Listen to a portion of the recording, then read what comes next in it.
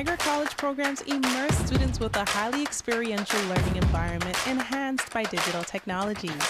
We place students at the center of all that we do. We are Niagara College. Tired of searching for that one keyboard shortcut? We solve technology so you don't have to. At SkyComp, we are lifelong learners, always upgrading our skills and reading about the next new IT thing. Go to skycomp.ca/learn to better use the programs you work with every day. SkyComp Solutions, your technology support partner.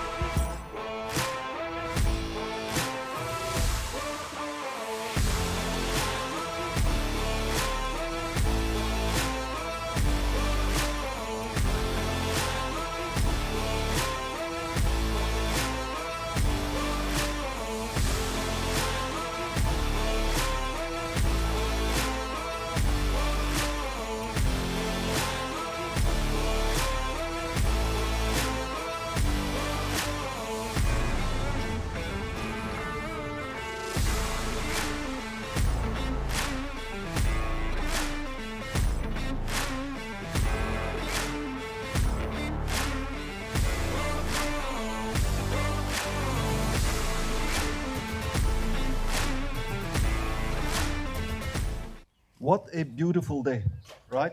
So who was here in 2019?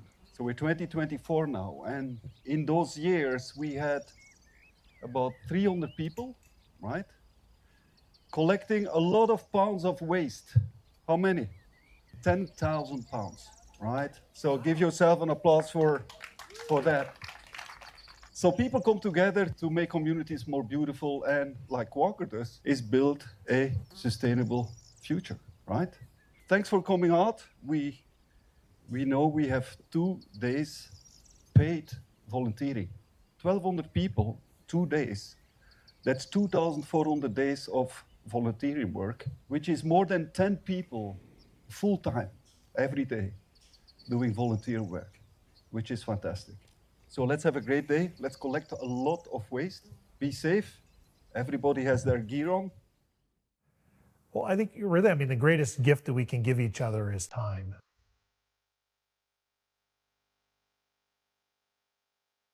It's really a part of Walker's DNA, and it has been since we first started in 1887. It's a great way to create a connection in the community in which we live and work. And I think we recognize at Walker that there's a real need to care for our community to be able to create meaningful impact and honor our promise that we have of building a sustainable future together, and that word together is really important. Niagara's a great place to volunteer because it's such a unique place with a huge diversity of possible experiences. As an example, an event like the World Rowing Championships really can only happen in a couple places in Canada, of which Niagara's one. When you do Leica Canada Games, when you do World Rowing Championships, people from outside of Niagara come to volunteer. Some of the people I've met over the years would come in from Barrie and Peterborough to volunteer for events because they get such great enjoyment out of it. They take the experiences back with them, but they know deep down it's important to do what they do. They're not always necessarily a sport fan, but they're community builders, and they understand how important it is to the community. So I think this region is a great example of people that get it and understand that they get something back. I'm not talking about a t-shirt or a hat, but there's things you take away from sport that only sport can deliver emotionally and connection-wise. So I think that it becomes invaluable, and people get it here. There's no question about it. They do in other areas too, but this is a very fertile area of those that are interested in stepping up and stepping forward to help out because they know the result and what it does for the community. A lot of us have had experiences in our life where someone gave us their time. They gave us their talent, their energy, and that allowed us to become who we are. And so many of us want to have that opportunity to give back in the same way that others gave to us. Volunteering is that chance to give back, whether it's helping out young people in the community that are, experiencing the world for the first time, or it's working with folks who are disadvantaged, who maybe have had a tougher lot in life. it gives us that opportunity to give back in the way others have given to us, and I think that's where that sense of pride comes from, right? Not just to show off what's amazing about our community, but to also demonstrate how important it is to be a good community member. So to all the volunteers supporting the World Rowing event, I know you're creating an incredible experience for our athletes and guests from around the world. You are making a difference, and we are thankful for your time and dedication. The Walker team is so very proud to be the official sponsor of the volunteers at the World Rowing Championships. We're very grateful to be a part of the Niagara community and really to all the volunteers supporting this event and creating an incredible experience for our athletes and the guests from around the world. Just thank you so much for offering a warm welcome from Niagara.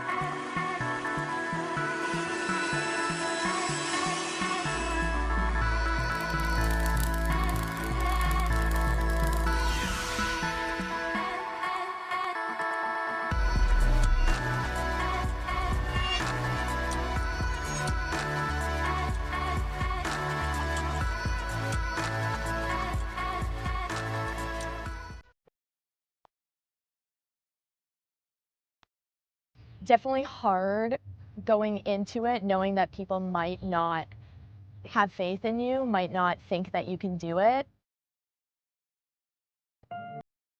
I've really had to work to overcome that misconception, those stereotypes. I've had a lot of coaches who kind of said to me, like, we can't really take you on as an athlete because of your impairment. You can't do the same things as your teammates. It's holding the team back. I've been called a liability.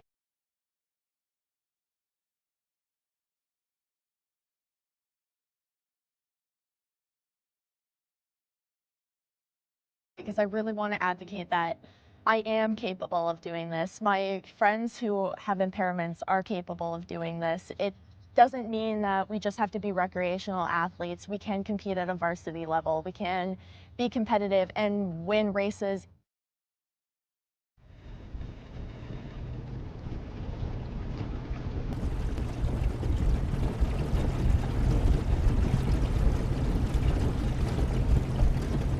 With sweeping, you have to be a lot more, like, put a lot more emphasis on things than you would sculling. If you're at a U23 senior level, you can start being a little bit more strategic in how you place the blade. And I can say that with trusting that you're not going to pull like a U19, U17 and just The steering is primarily like a timing and like a tech problem.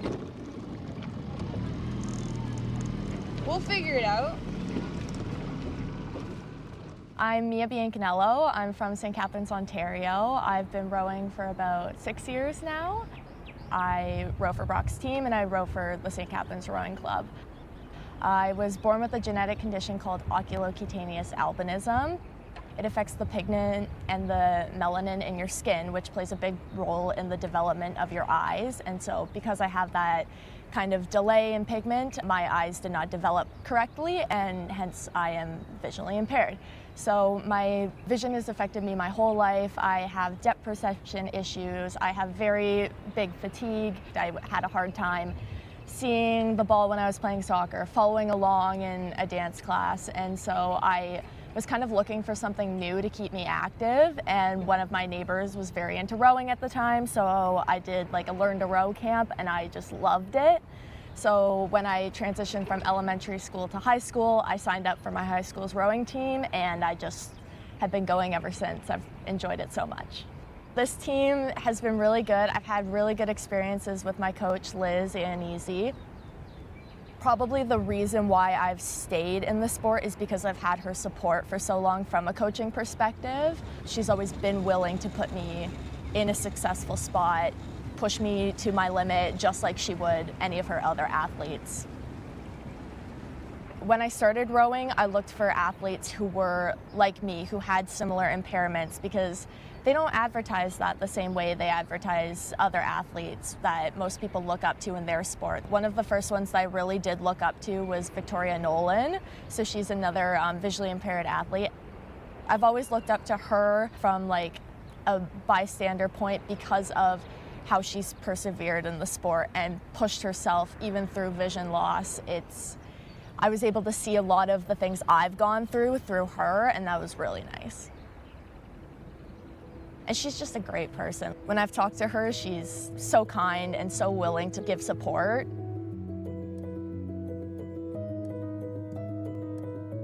What I love about rowing is that in my everyday life, I walk around very careful and nervous. Everything I do is slow because I'm afraid of getting hurt. When I get in the boat, all of a sudden I have that freedom. I don't have to worry about where I'm going. There's someone else steering the boat. I can go as fast as I possibly can, and it's just so exhilarating. You feel like you're flying. One of my fondest memories was rowing here in St Catharines at the Royal Henley Regatta. It was Canada versus the US, and my husband actually brought a whole school bus of people down from Toronto to come and watch the race. So the stands, it was packed. All of my friends and family were there. As we were racing, you could hear the whole crowd. It was just a great race. Ended up coming down to a photo finish. We had to sit there and wait for the results. The US beat us by like 1/100th of a second, so it was a pretty amazing experience. Regardless of what you're racing for, it's about your own efforts and your own goals outside of, what the external result might be. You can't have your goal being something that you have no control over, because you're just setting yourself up for disappointment. When you're setting a goal, part of it has to be something you're in control of. So whether it's making sure that you push yourself as far as you possibly can, whether it's, really working on nailing those technical aspects of the race, whatever it is that at the end of the day, you can say you did it, so that you can feel proud no matter what the result is.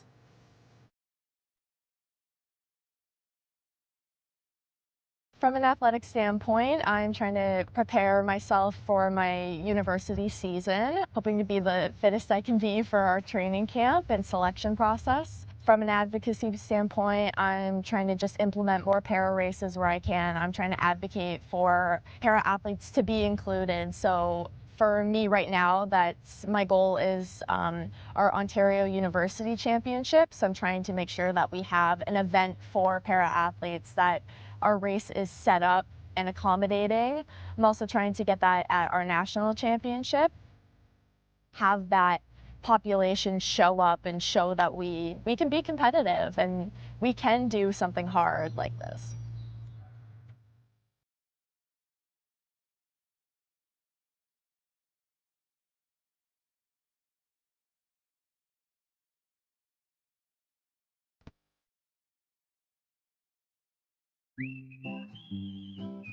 Adulthood is full of surprises, maybe too full of surprises.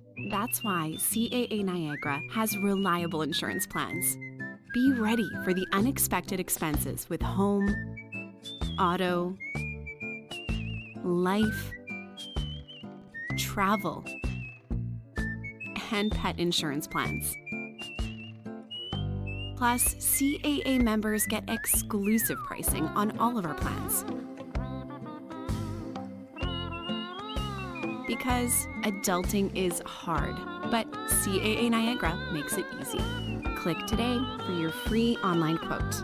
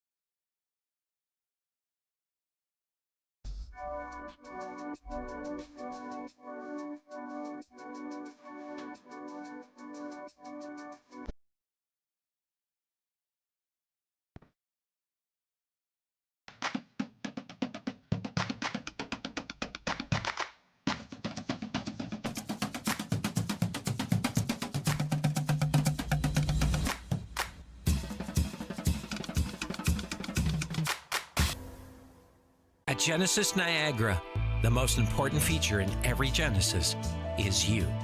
Designed with the simple idea that the experience of owning your Genesis should be as exceptional as the vehicle itself. It's about valuing your time, respecting your lifestyle, and making things effortless, and building a relationship based on trust. Genesis Niagara serving Hamilton, Niagara, where you are at the center of everything we do. Team Canada and Pilataria Estates Winery unite with a perfect pairing of tradition and excellence. Deeply rooted in pride, respect, and the pursuit of greatness.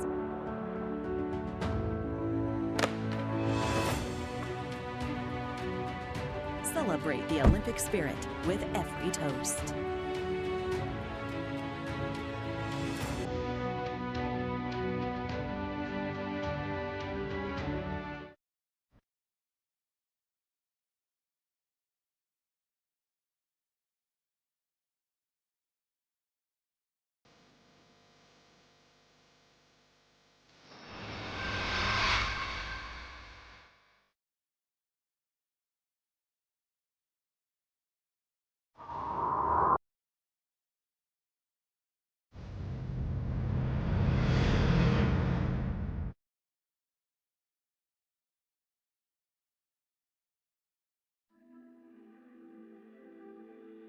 So I started Ridley back then. The earliest you could start was grade 5. So that was in 1987. So I started in grade 5 and continued through. I started rowing. A friend of mine in grade 7 wanted to do the rowing camp. And then in grade 9, when you could start rowing at Ridley as a sport, one of my friends told me that we needed some more girls on the rowing team. So I came out and started then. Back then, we didn't row in the fall. We started with indoor training. So it was a lot of rowing ergometers, strength training. I remembered it was really, really hard. But then when we got on the water in the spring for the racing season, it all kind of came together. So I rowed throughout high school and I loved it. And that was part of my decision making for university. I wanted to continue in university. So I went to Western and continued rowing throughout my university degree, and I loved it. And that's where I also started coaching. So I started coaching for a local high school there that some girls were looking for a coach. So a bunch of my teammates, we decided that we would coach a high school team there. You learn a lot. It was a kind of trial by doing. So it was great. The student athletes that we were coaching were great, and we had really supportive coaches of our own who helped us when we needed help. But it's how I learned, how to rig boats, drive a trailer, everything from putting in entries to regattas. And the team was very new too, so we were teaching them basically from scratch. And although I really enjoyed it, I kind of wanted to come back. And at the time, Ridley was also looking for a women's coach and had asked actually a couple of times if I was interested, but I had other coaching positions. So when the timing was right, they were looking for a coach and I was interested. So 11 years ago. There were few big changes. Number one, it became like a full year sport. When I was a student here at rowing, we didn't do fall rowing. It was indoor training, winter training, and then the spring season only. When I started coaching here, it was a full year. So we did fall regattas, fall training, so it was year round. The other thing was when I rowed here, there were a lot of women rowing, girls rowing at the time. And when I came into this position, the numbers had reduced quite significantly. So one of the things that we've been really working on is trying to increase those numbers again. It's been going really, really well. Last year, I think we were just under 30, which is, for kind of our size of school, a good size program.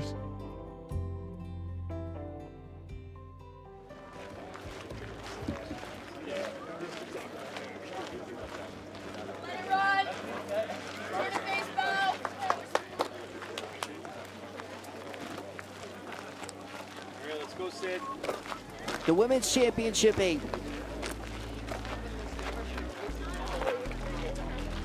The Brock University 25th Anniversary Trophy Final.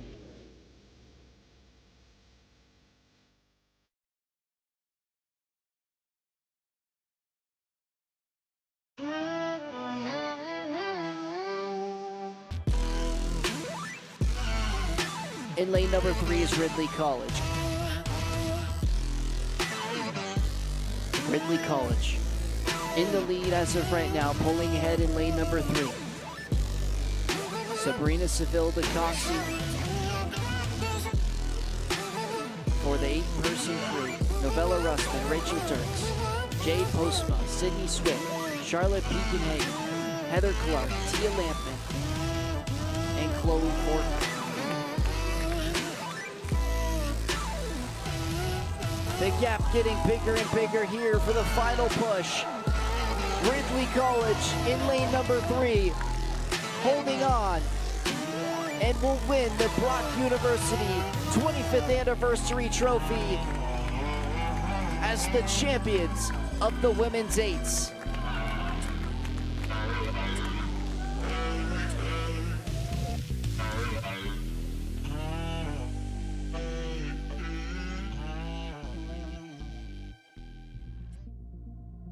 I think we are intentional in trying to support all of the programs. So the men's coach and I work really well together. Like, for example, this summer we're team coaching at Team Canada boat. They were looking for a place to host the girls' sweep project, as they called it. And so together with some other school coaches, we put our hand up to say we would host it here at Ridley and in St Catharines. We didn't plan on doing it this way. It was not really, we kind of thought our athletes would go through selection and then move on to, you know, be with their team and coach somewhere else, but it didn't work out that way. So it's been a really positive, you know, we kind of realized that, oh, wait a second, it's actually a great place to host it. We've got the Henley course, which is going to be hosting the Worlds. We have all the facilities here that we need. It's been really collaborative with the other school coaches in terms of, you know, building a program and bringing in the athletes. It's been great.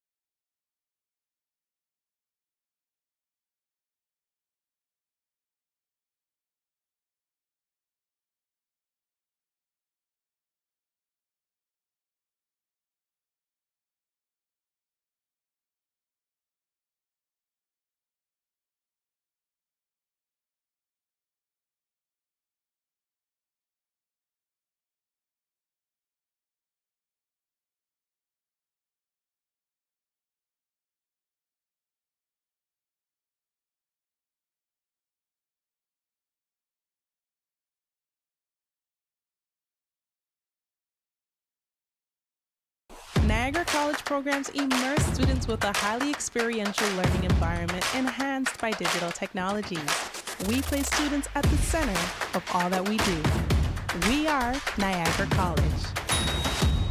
Tired of searching for that one keyboard shortcut? We solve technology so you don't have to. At SkyComp, we are lifelong learners, always upgrading our skills and reading about the next new IT thing. Go to skycomp.ca/learn to better use the programs you work with every day. SkyComp Solutions, your technology support partner.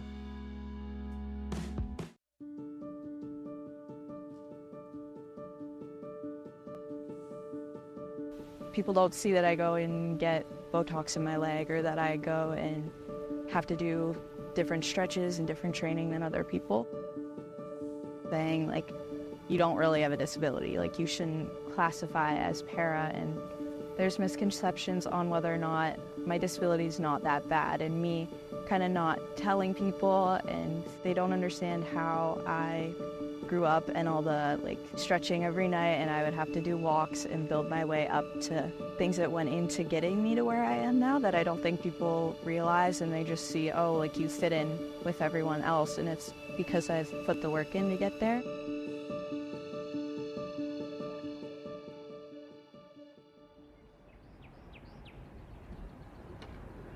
My name's Abigail Durliet. I'm 17 years old, and I'm from St Catharines, Ontario.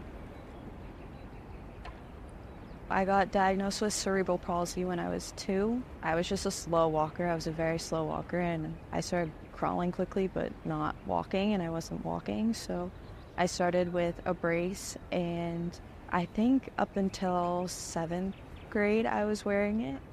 When I heard that there was a possibility of me not having to wear my brace anymore, I kind of started doing all my stretching. I started walking a lot with my mom, biking, trying to do anything to not wear it.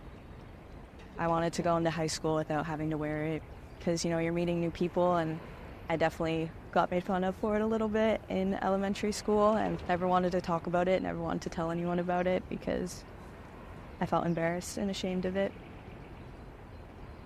Starting high school, I didn't tell anyone, and my coaches, no one ever knew until this year. This was the first coach that I had that ever recognized it and noticed it, so but I'm glad that he did notice it in the end because it opened a lot of opportunities and doors for me.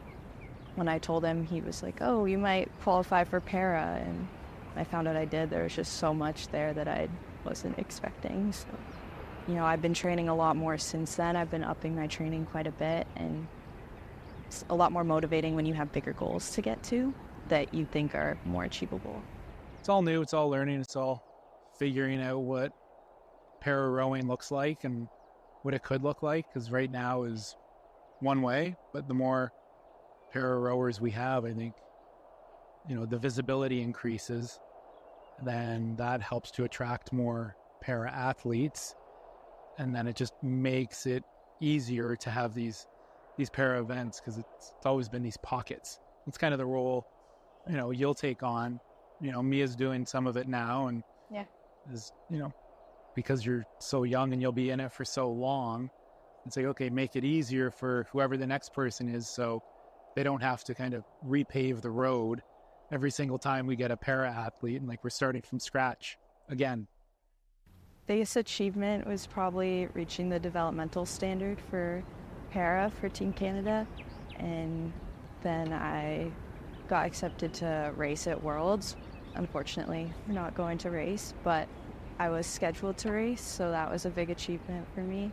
Kind of knew that it had been a thought that it was going to get canceled because there wasn't enough para athletes. There's not many para rowers, and so a lot of them are in Paris right now. I think numbers is a huge thing. Even recently at Henley, we did a race, and it was straight final, which is very uncommon for a race like Henley. I think my other races, we had 50 boats per event. In this race, we only had 2 boats, and it was largely Americans. There's not very many here in St. Catharines, so just definitely a lack of people. Most of our work is with people who are not athletic, actually. A percentage of work with those elite level athletes would be very small. It would be probably in the 1% to 2% range. And that's an interesting issue because what we gain from that work and working with elite level athletes really stretches us, really stretches our capacity as a company and as practitioners to explore the highest level of care that those people require to perform at their elite level. But what's really fascinating about that very small population group is that the demands that they put on themselves and on us as practitioners and as providers helps us to extend that work and that level of expertise into the rest of our population. Because 98% of the people we need have got needs in whether that's recreational sport or everyday needs like getting around their home. Our role is to take that level of expert care and technology and componentry and everything that we've learned in all aspects of our practice and apply it to our entire population.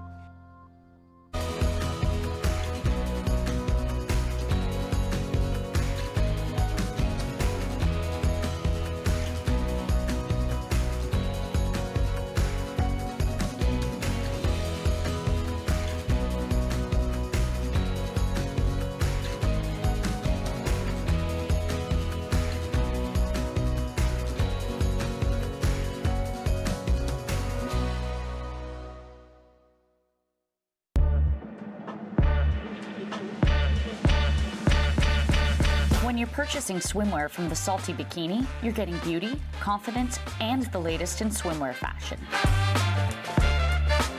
Every woman deserves to feel like a goddess in her swimsuit. Say goodbye to stress and hello to confidence as you shop with us. The Salty Bikini is proud to be a platinum sponsor of the 2024 World Rowing Championships. Good luck to all the competitors. Come see us in-store at the Salty Bikini. We're located in the Ridley Heights Plaza in St Catharines, Ontario, or visit us online at thesaltybikini.ca. Welcome to White Meadows Farms. Join our Discover Maple Sugar Bush tour and explore the world of maple syrup. Meet our expert guide and discover traditions that have thrived for centuries. Hop aboard a tractor-drawn wagon and journey to the heart of our forest. Indulge in legendary treats like taffy on snow and experience our 100% pure maple syrup. Finish with a maple syrup tasting and see how we elevate maple beyond the breakfast table. Book your experience today and discover everything Canadian maple.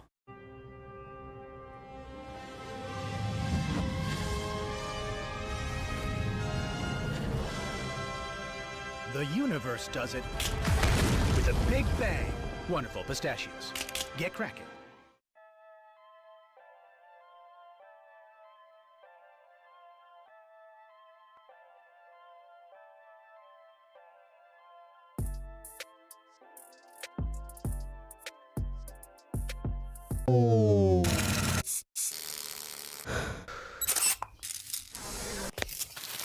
Niagara College Vault.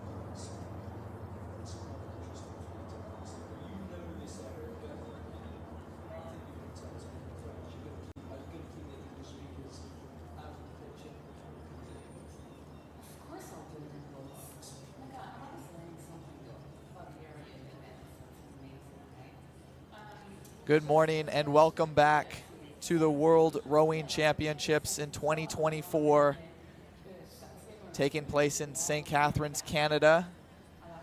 You see the conditions on the course today. It is currently 23 degrees Celsius with a high of 27 later this afternoon. Wind speeds coming from the south. It'll be a tailwind for these rowers today. And just talking about the conditions a little bit. My name is Micah Newitz, here with Jana Paxwin.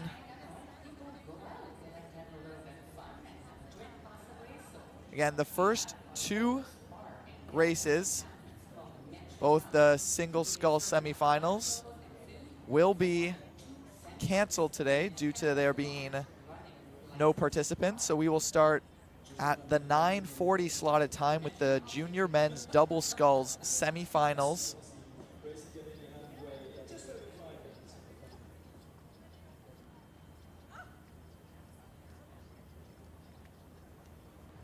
As it stands here, throughout 2 days of A finals, Great Britain in the first place for medal count with 5 golds.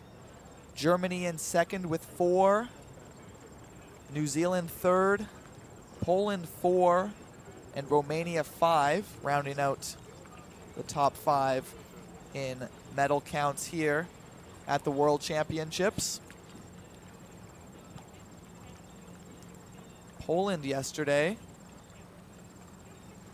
in the U23 men's quad scull A final set a new U23 world's best time.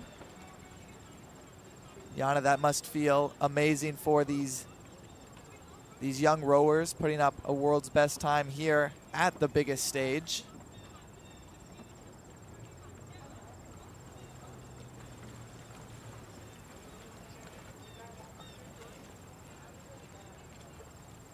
As you see the medal count there, giving out a lot more today, as this afternoon's session will be filled with medals.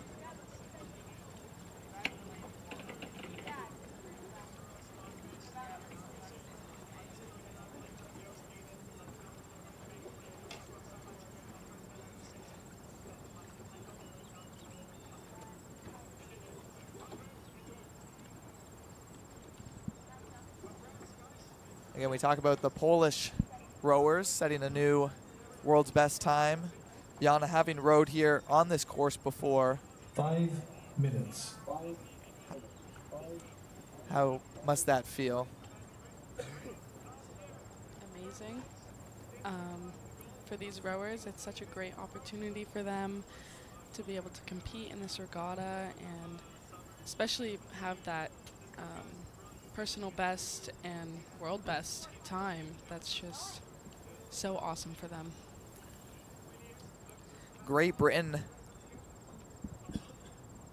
on Thursday, winning just 1 gold medal.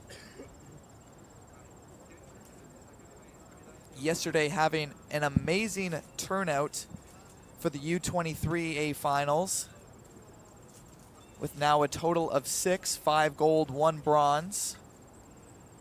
The second most,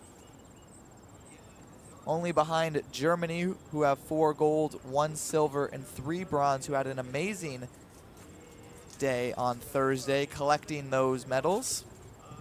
4 minutes.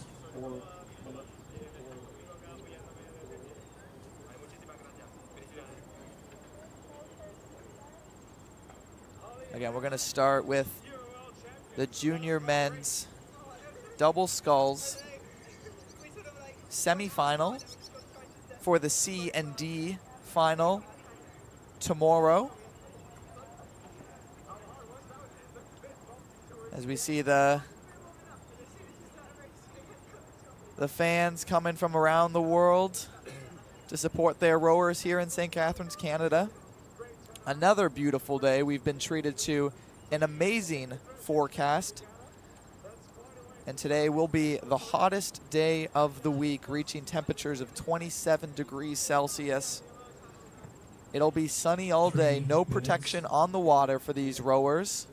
As you get a good look at the double grandstand on either side of the water.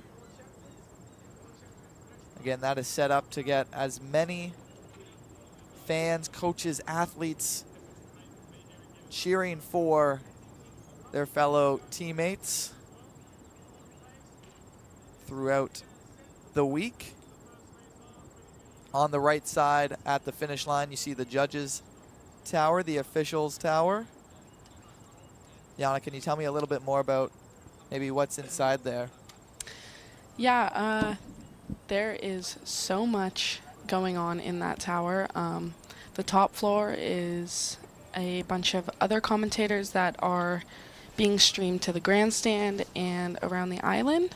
And then on the second floor is all of the timing. So since this event is such a big thing, Swiss Timing has brought so much equipment. I went and saw it the other day. No one was in there though, so I didn't get to talk to anyone about it, but I will later today. And it's just crazy how much goes into all this timing. Each boat has a GPS, and each boat is timed individually. There's so many people just keeping track of everything to make sure everything is absolutely perfect. Yeah, it's just very, very cool to see. As you see, we're about to get underway with the first semifinal of the junior men's double sculls. All under the age of 19 for this race.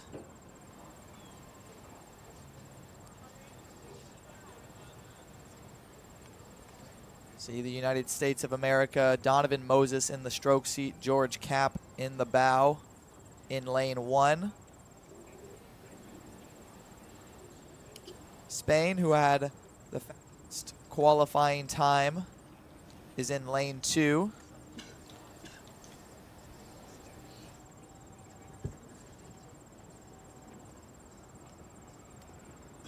Salmon in the stroke seat.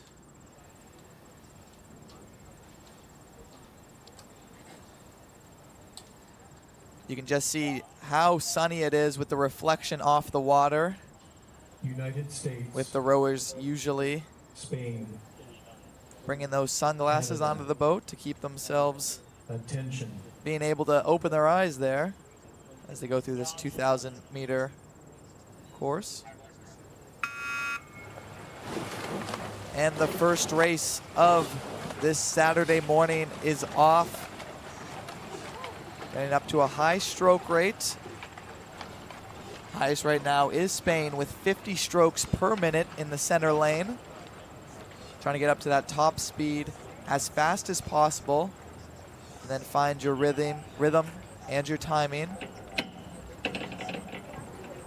It is very important to settle into your race pace right at the start. You don't want to exert too much energy during your starting piece. Usually it's around 5 to 10 strokes that these rowers will take. The first 5 strokes being like a half stroke, 3/4 stroke, half, and then 2 full, very, very, very powerful strokes. And then usually they'll take 5 to 10 more good, powerful, fast strokes and then settle into their race plan and race pace very early. You don't want to be going too hard for too long at the start because you have another 1,500, 1,700 meters left to go. And you need that energy for the rest of your race, for your finish piece, for your piece in the middle of the race. You have to know when to use your power, when to save your energy. All of that is a lot to think about during the race, but these rowers practice so much. They practice their exact race plans. They go through this over and over and over again to make sure everything goes perfect on these race days. Less than a second between the three boats as they cross the first quarter of the race. Again, looking at the conditions. Wind coming from the south, a tailwind pushing the boats. We should see times get faster and faster throughout today as the winds are looking like they're gonna increase. Currently at 9 kilometers an hour, gusting of 19 kilometers an hour. Spain out to an early lead. Canada not far behind them.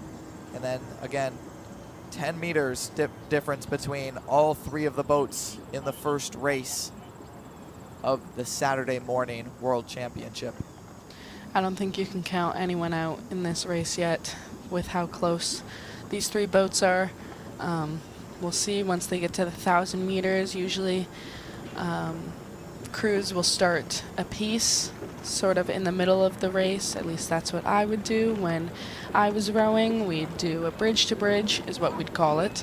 And I don't know, some pieces they might do is just like a 30 stroke piece, and they do 10 for power, 10 for technique, 10 for breathing, or any other thing they want to focus on. So they really just keep their heads in the boat, their minds in the boat, their minds in the race, really focusing on everything that's happening.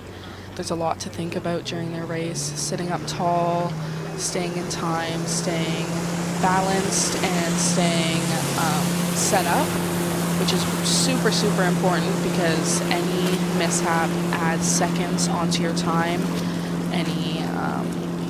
You don't want to catch a crab, you want to be getting into the water with these perfect square blades. As you can see from these rowers, they have amazing technique, all of them at this regatta. Perfectly in time. You can see they're getting those V splashes, backing in the blade, getting the most water they can. When we see from the overhead shot, we can see how large their puddles are, which is how much power they actually have, and they're propelling their boat forwards, closer and closer to the finish line. The Canadian team falling slightly behind the Americans now, currently in third place. Spain out to the biggest lead that we've seen today in this race. We're looking at speeds just under 5 meters a second as they close in on the last quarter of the race. And again, Yanni, you talked about it. This is where they'll put a piece together, putting themselves in a position to make a sprint to that finish line. You see just how close it is between second and third place. USA and Canada 0.1 of a second away from each other. Only 1 second back from the Spaniards in lane 2, excuse me. You'll see soon the buoys. We can see the lane markers. They're yellow right now, and then they will change to red, which means and shows the rowers that there's only 250 meters left and that it is time to start their finish piece. They up the rate, up the power. They know this is their last chance. There's not much left in the race.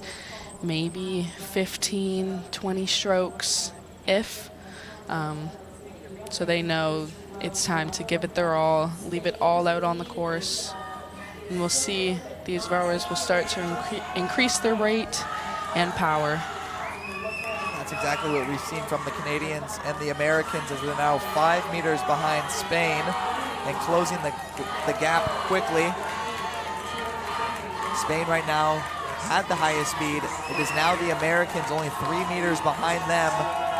Last 50 meters to go here in the first race of the weekend at the 2024 World Rowing Championships. And we're treated to a special one here. USA 3 meters behind as they get to the finish line.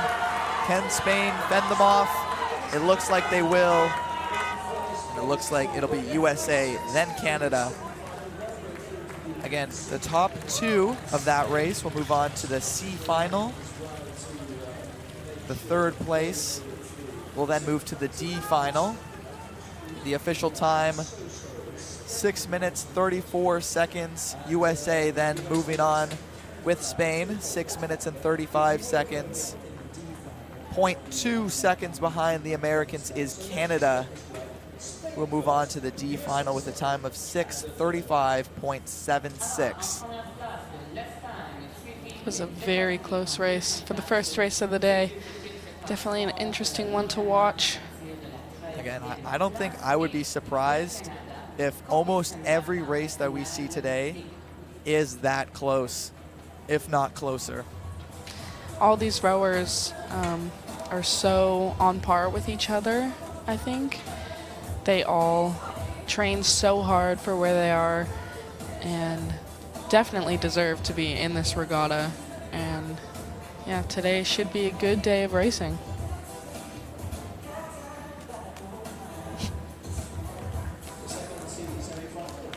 As we catch up with the second semifinal, this one being 4 boats. Mexico in lane 1, Latvia in lane 2, Japan in 3, and then closest to the camera is South Africa in green. First, second, and third will move on to the C final, joining Spain and joining the Americans. It is currently South Africa in the lead, 10 meters in front of Mexico. Latvia in third and Japan in fourth currently.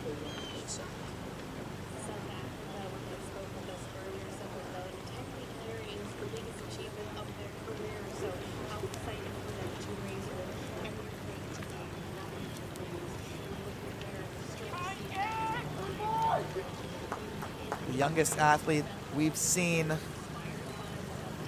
this week being 16 years old. The Latvians in this race, 17 and 18 respectively. Their upcoming goal in rowing is to make the sport more popular in their country.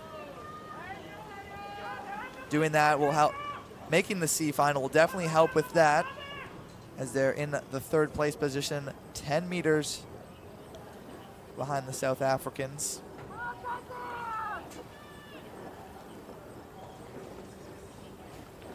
You can see Latvia right now. They had a rate of 33 strokes per minute.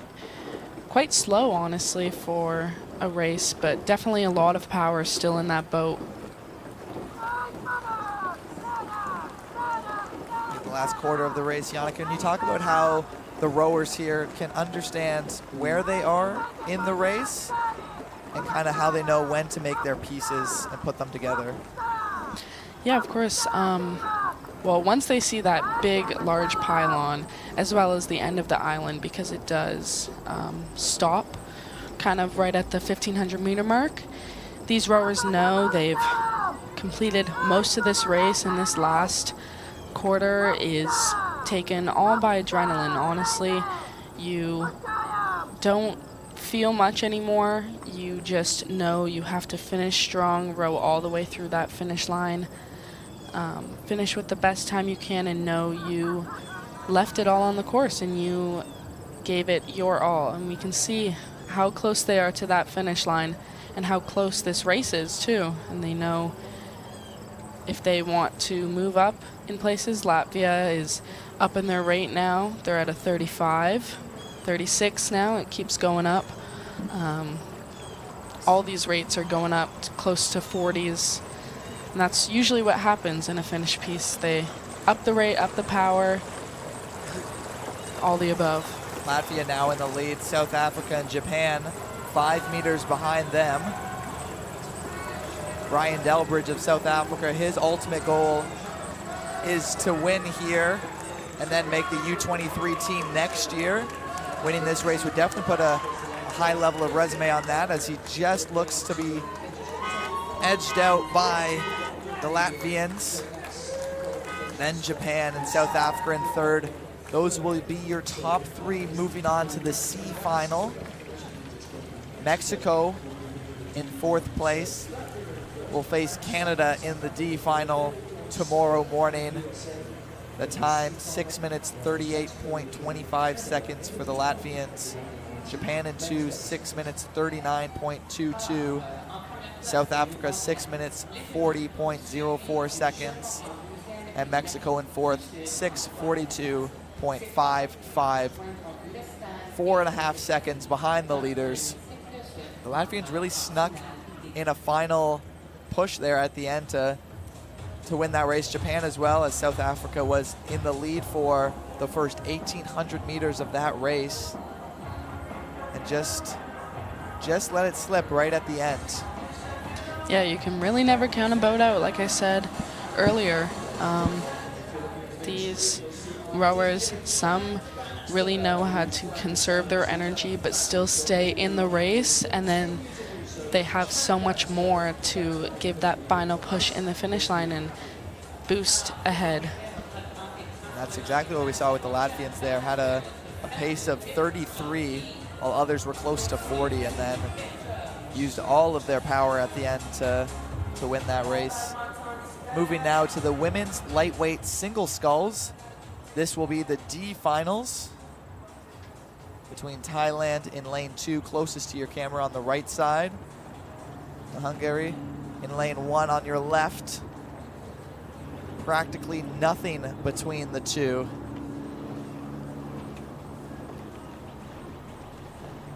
Both at quite a low rate right now. Both at 33 strokes per minute, just cruising down the course. Yana, do you want to touch on just a little bit of the mentality being in a D final and still getting your race reps in?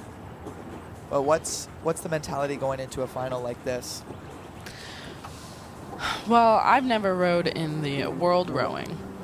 I have rowed, but not in the World Rowing Championships. So I think it is still an amazing opportunity, and I hope these rowers know that they are the best of the best, and they, even though they're in a D final, that doesn't mean anything. They are still amazing athletes and have trained so hard for this. And I think it is really amazing that there is so many finals, all the, like A to D, and then these rowers get to compete so many times and get to show their skills even though they're not in the A final. That doesn't really matter. Although you can't win a medal from B, C, or D finals, I think it is still a huge accomplishment, and these rowers should take it as an accomplishment and know that they are worth it and they have made it.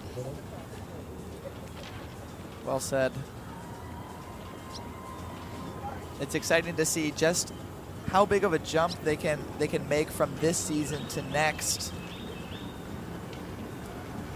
As you can say, I was in the D final last year, but now contending for a medal.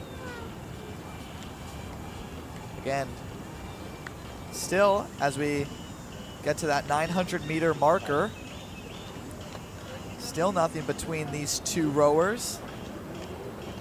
They're going to treat us to an excellent race, regardless of the positioning. They will ultimately come overall this 2024 World Rowing Championships here in St. Catharines, Canada. I'm excited to see their finish piece, or if either of them put up a piece here right now in the middle of the course.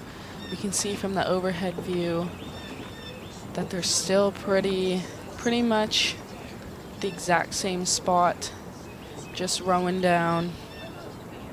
But I think both of them will put up a good finish piece, and we'll see who has it to win.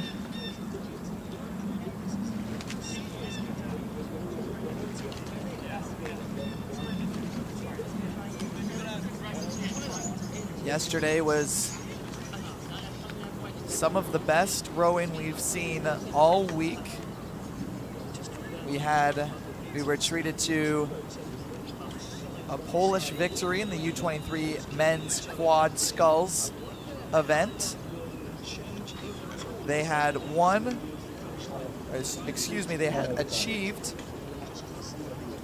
a time beating the U23 World Championships best time by 0.4 of a second.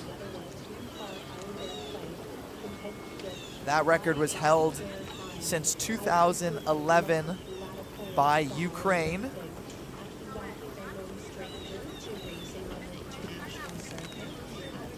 And with the conditions we're seeing now, extremely smooth, flat water, tailwind, warm weather, don't be surprised if we see another historic race here at a World Championship level.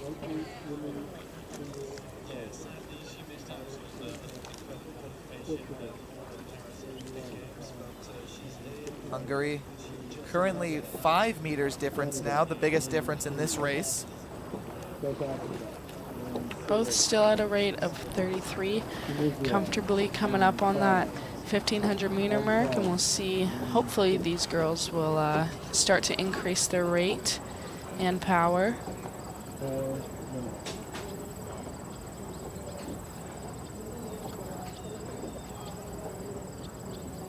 We just talked about how much of an accomplishment it is to be racing here at the World Championships. Nothing can be taken granted for all the hard work that these athletes have put into their career to make it to this level.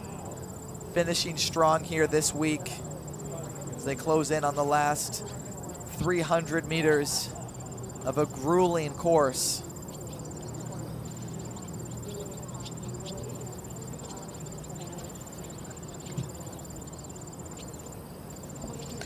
Both rowers are at a rate of 35, still quite low, surprisingly, but they're coming up on that last 250 meters, and when you are in a single, you don't want to start too early because it is very easy to burn out and get tired.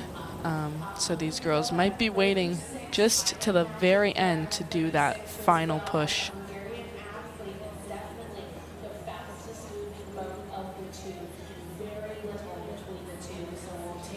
Yeah, you don't have anyone to fight for except for yourself. No one to rely on to help you get pushed to the end. Solo boat, one of the most mentally taxing discipline you can choose. They finish strong here now, increasing their speeds and their rates close to 40 as they pull themselves to victory. Lane 1, position 1.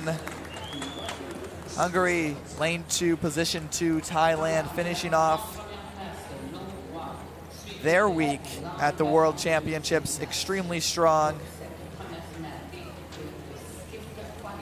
See just how out of breath they are from after 2,000 meters of hard racing. Only 1.65 seconds in between the two.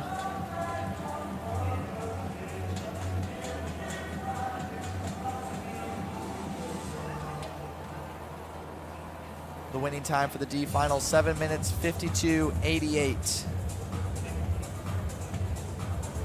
Dirat Bene, Hungary. The next D final is the men's lightweight single sculls. Palestine and Peru in lane 1 and lane 2 respectively.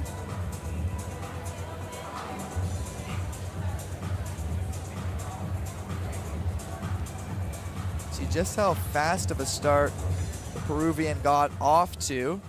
Currently in the lead by 22 meters as their stroke rate per minute stays around 34 between the two of them.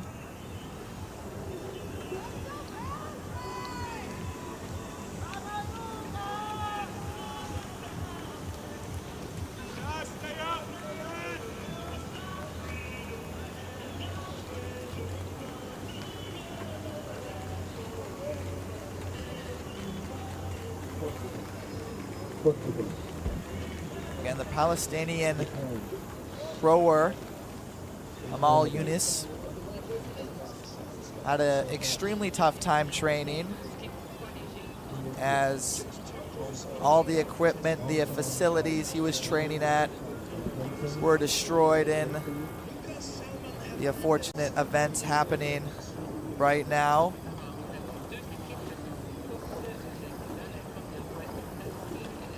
But I must say, the boat he is rowing in has to be one of my favorites I've seen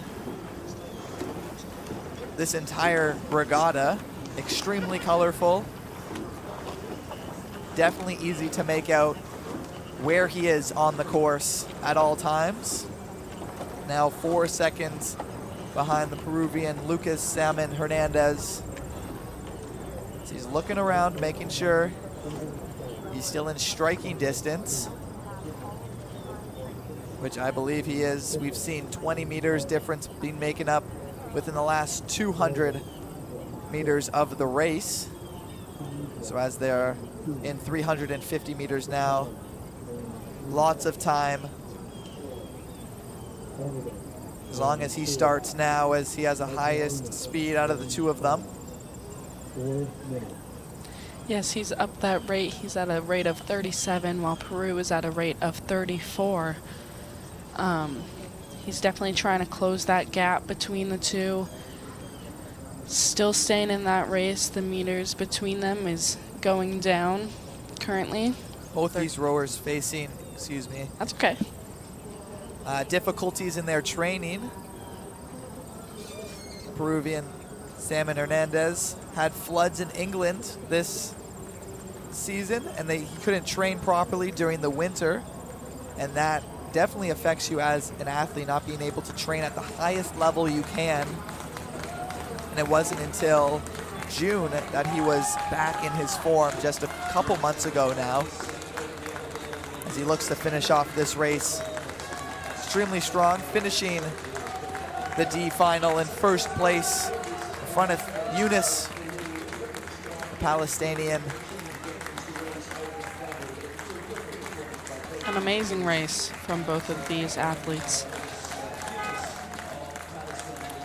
Yunus closed the gap to 10 meters. He cut the lead in half. Unfortunately, a little too late, as he wasn't able to catch Salmon Hernandez, finishing off the race with a time of 7 minutes, 15.15 seconds. 4 seconds in front of Yunus, 7 minutes, 19.16 seconds, as we finished off the men's lightweight single sculls D final.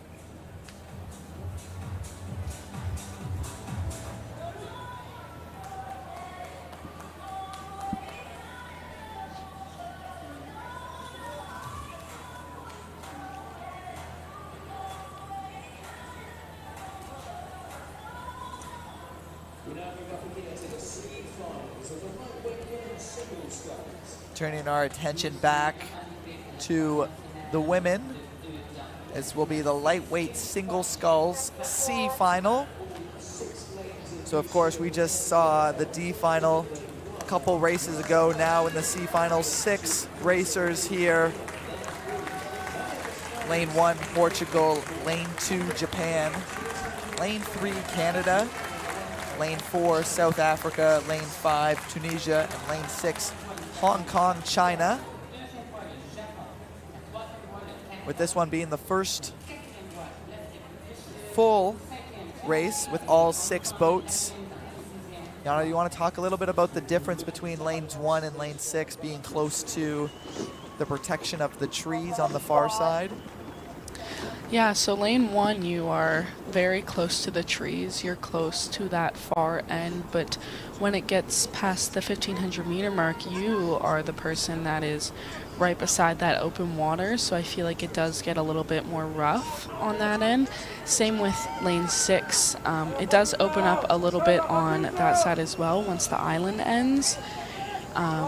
Those middle lanes are definitely, even though it's all the same course and they're all kind of right beside each other, the middle lanes have the best chance at being the flattest, but you definitely can't say someone is going to win because they are in that middle lane. It doesn't really matter which lane you're in exactly, but once you win that prelim or the heat or whatever they raced before, you do get the advantage of those middle lanes.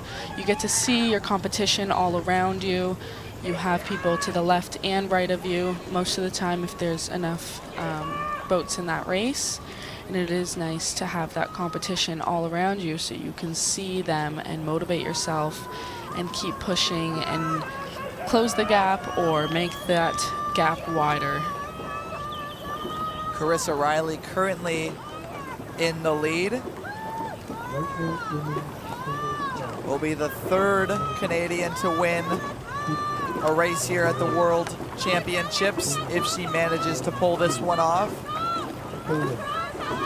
She's at a rate of 31 right now, which is, again, very, very low. Lots of power in her strokes. We can hear her and how perfect her blades are feathering and squaring at the exact same time. That's what you want to hear. Only one distinct noise when they feather and square and tap down. You can see once we go to an overhead view, you'll see her puddles. They're very large and she's propelling herself towards that finish line.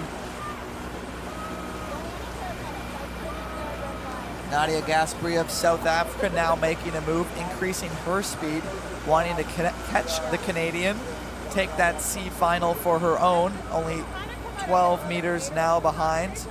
The Tunisian rider, Krimi, was in second place for the majority of that race, now falling back to third, 17 meters behind the leader. Again, Tunisia, the north side of Africa, not a big team, not a lot of sponsors. And being from such a small country, it is hard to find high-level competition to race against. So third place right now on international waters against some of the top competition in the world. Extremely, extremely great to see that from Krimi of Tunisia as Canada looks to finish off the last 100 meters. Still 12 meters in front of second place. Tunisia holding on their own in third, 20 meters now in front of Riley of Canada as the home crowd brings her home for the victory of the C final here in St. Catharines, Canada. Home soil for the Canadian. Carissa Riley will take first. Second will be Gaspari of South Africa. Krimi of Tunisia third. Then the Japanese 4, Hong Kong, China 5, Portugal 6, finishing off the C final.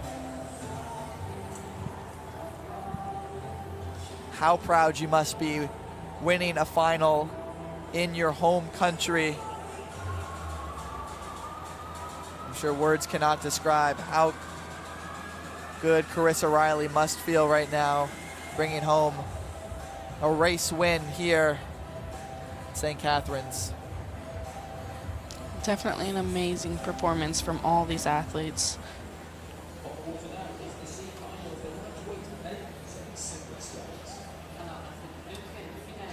Now a C final, again, this time on the men's side. Finland in 1, Tunisia in 2, Japan in 3, Canada in 4, Argentina in 5, and closest to the cameras, lane 6 is Norway.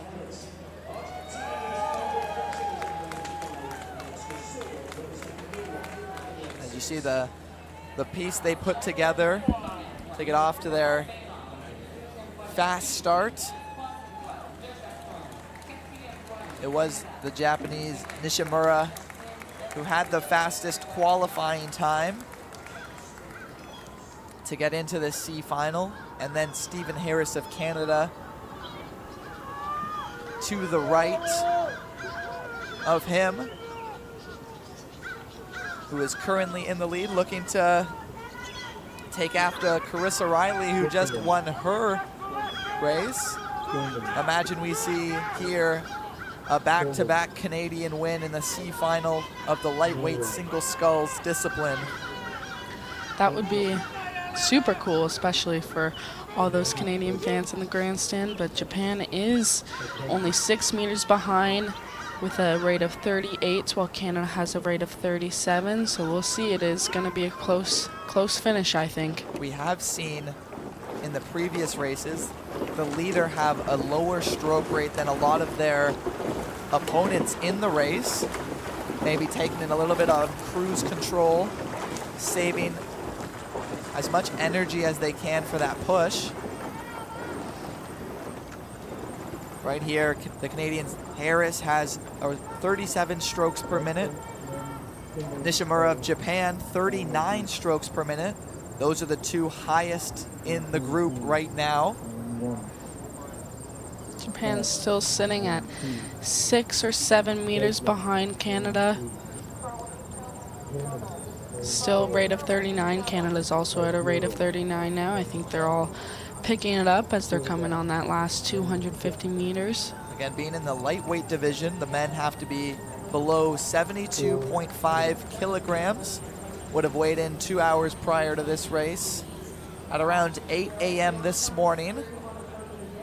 And we talk about all of these early mornings that these rowers go through to get on the water, to work out, to give themselves the best chance to win a finals here at the World Championships. Exactly what Harris is doing of Canada's 7 meters.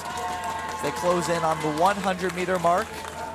Japan's going to have to turn this into a miracle to catch up right now, as the speeds are exactly the same, closing in on 50 meters now. Could we see a back-to-back C final win from the Canadians? Japan looking to close that book of this season with a win. It will be the Canadian in first, then Nishimura of Japan in second, Argentina in third, Norway 4, Tunisia 5, finishing now Finland. Will round out your C final. Under 7 minutes for the Canadian, Stephen Harris. We talked about Chris O'Reilly winning the race prior to this. He would not have known that. Probably some fans yelling at him now that the two Canadians have won back-to-back. You can see all those parents and friends and family there with Harris on the back, still cheering on this race. Congrats to everyone. Everyone performed very well.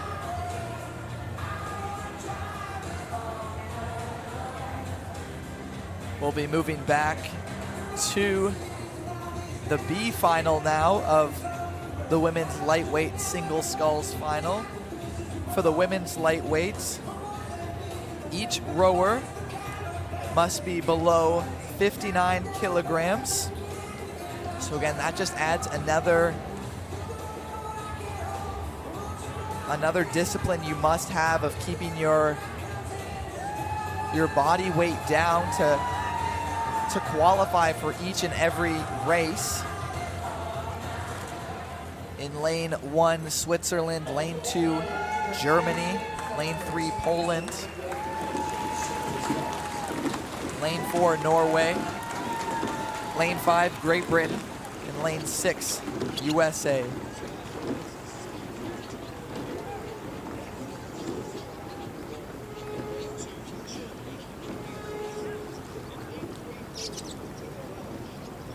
Out of the top 4 nations with the highest medal count, Great Britain, Germany, and Poland, all in this race looking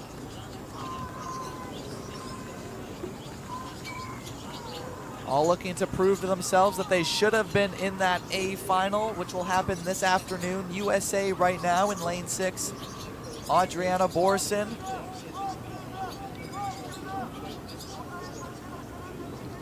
She came second this past World Rowing Cup 3 in June.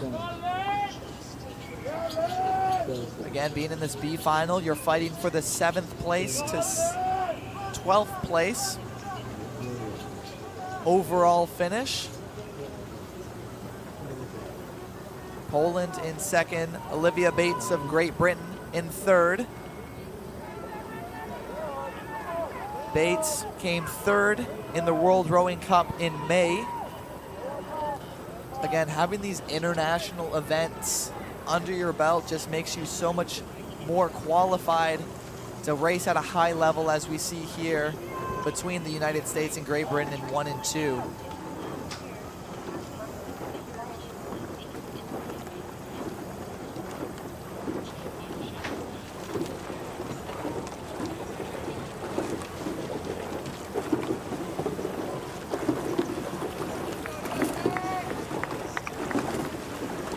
Sound of their oars feathering and squaring in the oarlocks is so satisfying to listen to, especially when it's a larger crew and everyone is so perfectly in time. But even these singles, it's really nice to listen to and just know how much power is in every single stroke. I'm sure this one will be close. The A final will definitely be close between the two Olympians who are making their way from Paris to Canada to compete here in the single sculls event. Poland now in the lead, USA falling behind only by 1 meter. Olivia Bates of Great Britain still within 10 meters of their leader. Radones of Poland.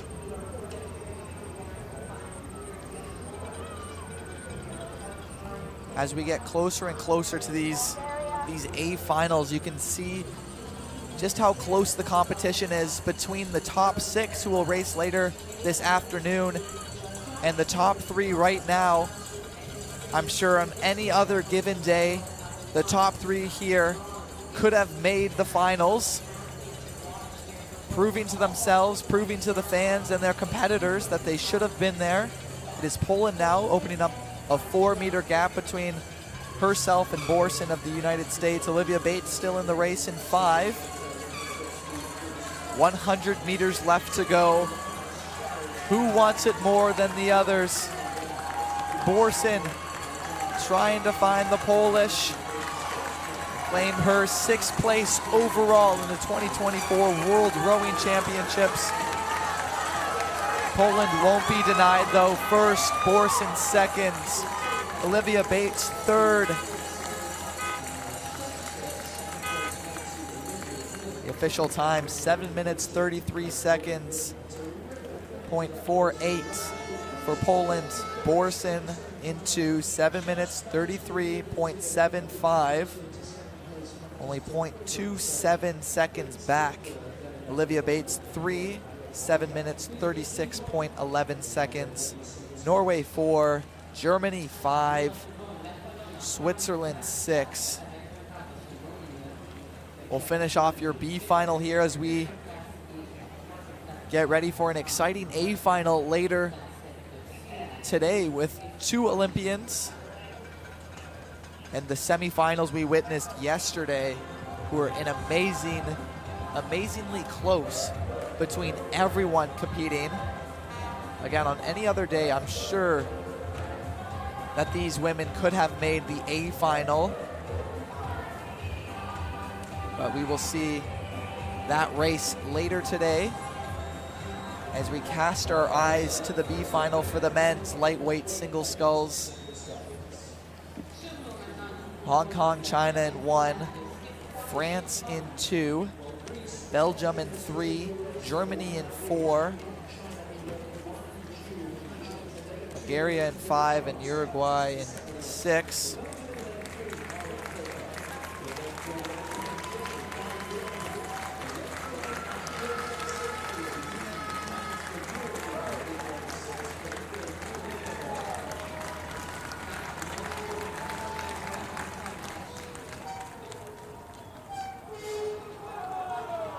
One, 2, 3, and 4, all within a half boat length of each other. 6 meters difference between Germany in 4 and Uruguay in 1.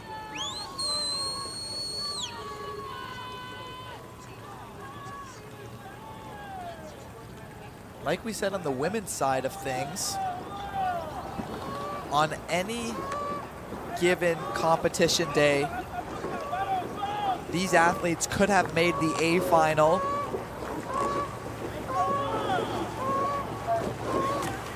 But every day you have to show up, compete against the best in the world.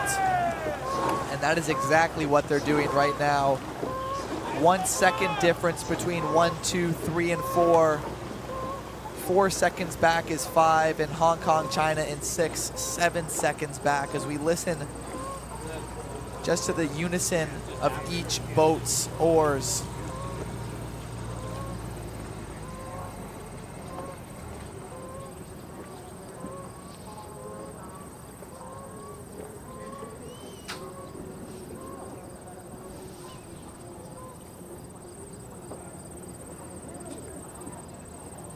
.300 meters left to go. Clava Ferreira of Uruguay in first, who has been leading the majority of this race. Can't cut out the Belgian.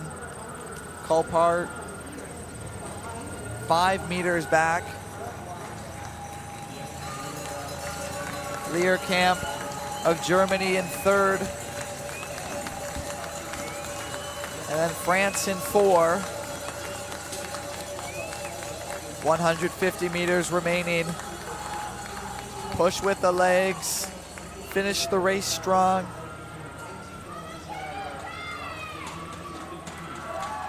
We'll see when we come up on that finish line. You can see there's a line before those white buoys. The white buoys is not the finish line. There's above a line, which is the actual finish line.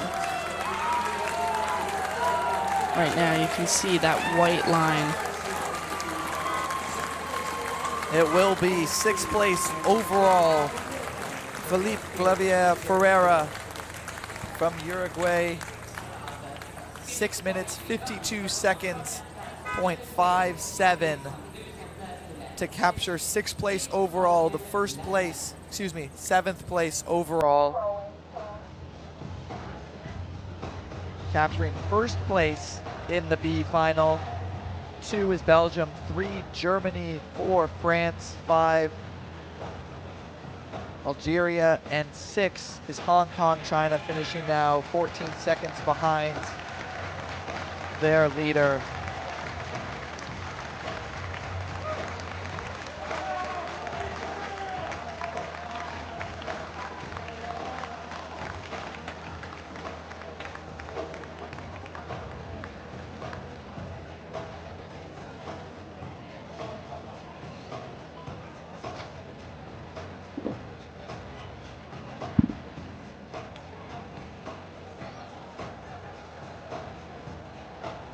These next few races will determine the A and B final for tomorrow's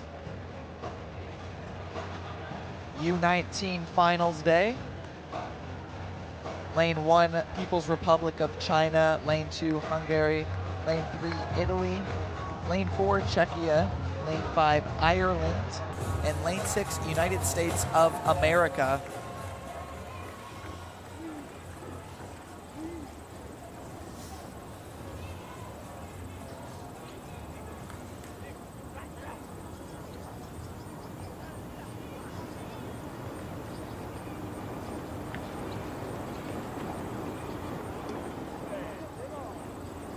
In the lead right now, it is the Italians, 15 meters ahead of second, who is Czechia.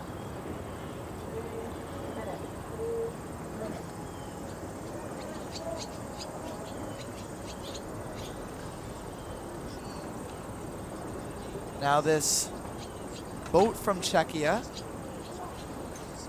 3 crew members and the coach are all from the same home club, and they all started rowing together around the same time, so they're very familiar with each other. Donna, can you touch on just how big of an impact that is when you're rowing in a crew? Yeah, when you're rowing in a crew, it's really important that you are close with your teammates and you're like a family, because if you guys like each other and you like rowing with each other, you will perform better. If you don't want to be in that boat, you're not going to perform as well as you could. You won't live up to your potential. But when you have a crew that everyone gets along and you guys all want to win together, you want that win for each other, you want to row for the other people in your boat, you definitely perform better because it is a mental game. Like we've said before, a lot of rowing is mental. You can be the most fit, strongest, big legs, lots of power, perfect technique, and sometimes if you have someone that is very on par with you, physical and like strength-wise, if they have better mentality and mental game, they will probably win that race. They will probably take the win and perform better because they want it more. They want to see their teammates win. They want to see their coaches happy. They want to see their families happy for them, proud for them. They want to be proud for themselves. It's all about wanting it. Czechia, the lowest stroke rates between all 6 boats. 13 meters back of the leaders. Again, 1, 2, and 3 will move on to the A final. The bottom 3 will move on to the B final and be out of a contention for a medal. Right now, as it stands, it would be Italy, Czechia, and then Ireland to round out the top 3. But again, it's not the end of the race right now, so we'll have to sit tight and wait to see what the finish line has for us. USA stroke rate up to 40 strokes per minute now, only matched by Hungary. Ireland making a strong push now, up to 40 strokes per minute. Italy and Czechia still waiting to make their final push. The fastest boat on the water being from Ireland. Fighting for that fastest time, that center lane in the A final.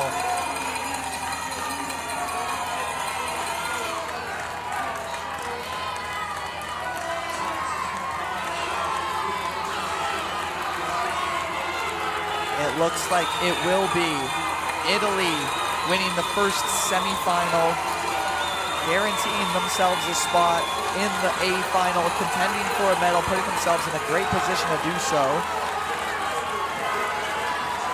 Czechia, it looked like Ireland, extremely close between 3rd and 4th though. Hungary and Ireland. I think Ireland might have taken that one. Extremely close. We'll have to see where that 3rd place finish lies. It was the Irish edging out Hungary. The Hungarians thought they might have had it. They were celebrating. As we see now, only 0.4 of a second difference between those two. And that's how close it is between competing for the world champion title and then unfortunately racing in the B final for 7th place. And I would not be surprised if we see in this next final Hungary actually beating the top 3 times of the next semifinal. Yes, that is very possible. A lot of the times when we have so many athletes in a race, you can't possibly have them all timed at the same. You can't have them all race at the same time. So you have to do heats and semifinals. Sometimes you will be in a faster heat, and it does suck.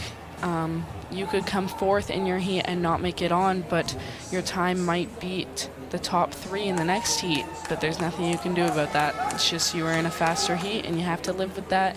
You know in your heart that you had a better time, and you'll just have to rally and keep going, keep pushing, and keep rowing.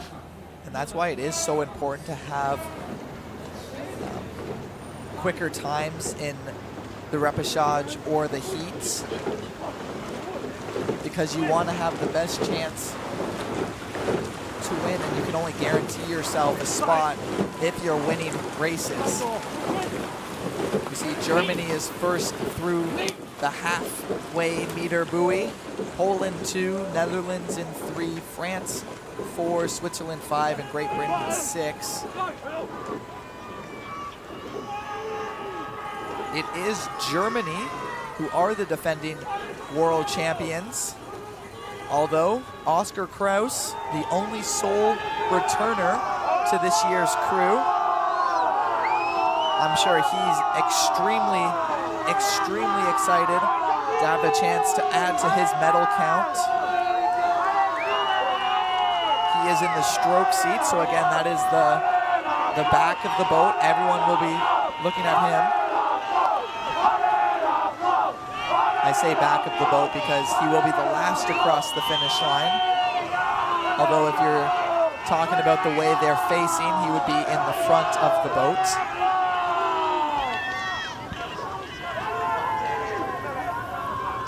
His biggest goal for the upcoming season is performing with the boys. That's exactly what they're doing right now. Looking to compete for their back-to-back world championship. 20 meters in front of second place. A really dominant performance right now. Would not be surprised if we see this as the fastest time in a semifinal for this discipline.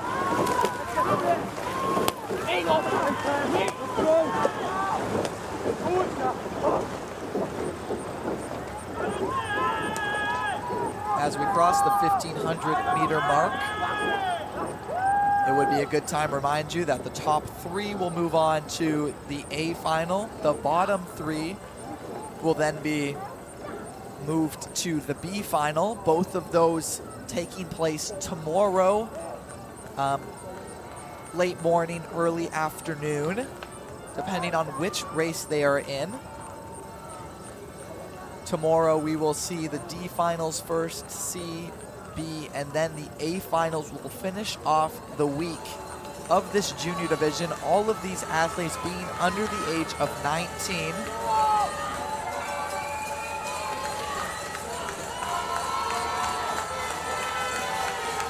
The youngest athlete we saw here, 15 years old, unfortunately not in the semifinals, as from the People's Republic, China. Poland making a strong finish in the last 100 meters, cutting the lead in half of the Germans. It seems like, though, they will have first place in the bag almost all by themselves. It is Poland, Netherlands making their way to the finals. 4, 5, and 6 look like Switzerland, Great Britain, then France. We'll have to wait for the official times. Germany, 5 minutes, 54 seconds. That was an extremely fast semifinals. The top 3 finishing under 6 minutes. It was Switzerland in 4, Great Britain in 5. Just over tenths of a second better than France in 6. Moving on to the B final would be Switzerland, Great Britain, and France. Competing for the medal and the infamous title of the world champion will be above the yellow line. Germany, Poland, and Netherlands racing tomorrow early afternoon.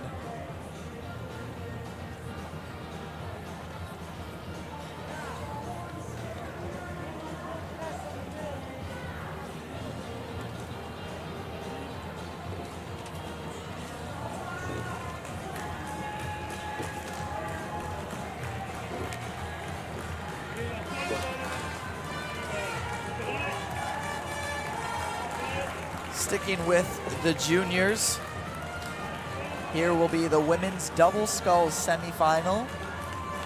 Again, top 3 will move on to the A finals. The remaining crews will be moved to final B. In lane 1, Hungary, lane 2, Norway, Lane 3, Greece. Lane 4, Ireland. Lane 5 is Spain. And lane 6, Italy.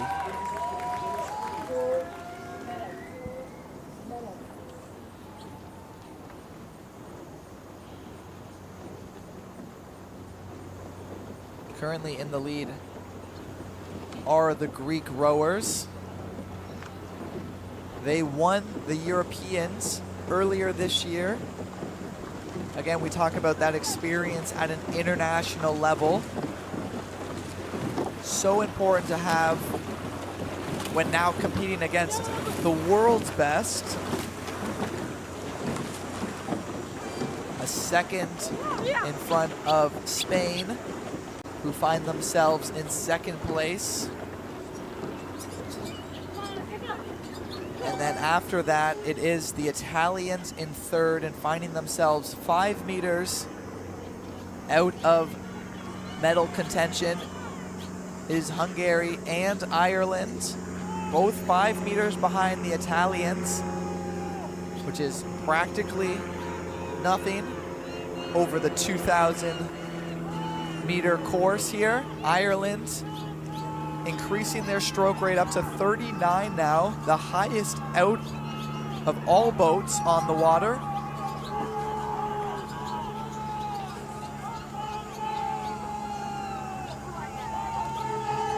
Greece right now, the European champions. Lots of power in the legs as their stroke rate finds themselves at around 33, 34 strokes per minute. As we've seen a lot of these leaders this morning lay off a high stroke rate and instead go for a little lower, more power, maybe saving themselves for a final piece within the last 300 meters to seal their victory. And look how close the battle right now for third place is. 1, 2, and 3 will move on. 4, 5, 6 will then compete in the B final.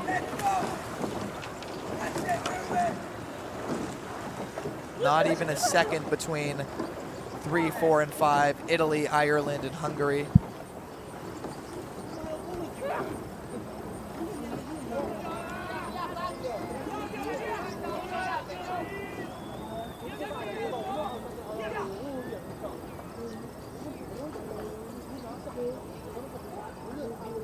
This is where we see the water open up a bit.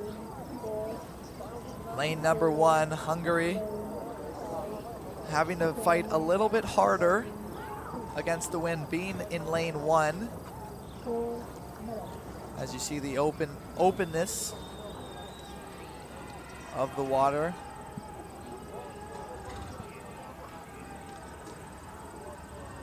Ireland still with the highest stroke rate. They've been the highest since we've caught up with them in this race, around halfway. 2 meters now behind the Italians, who find themselves just narrowly in that third place position. 140 meters left to go. The Irish fans in the grandstand willing their competitors to the finish line as fast as possible. It will be the Greece, the European champions, taking the win here, putting themselves in a beautiful position to compete in the finals tomorrow afternoon.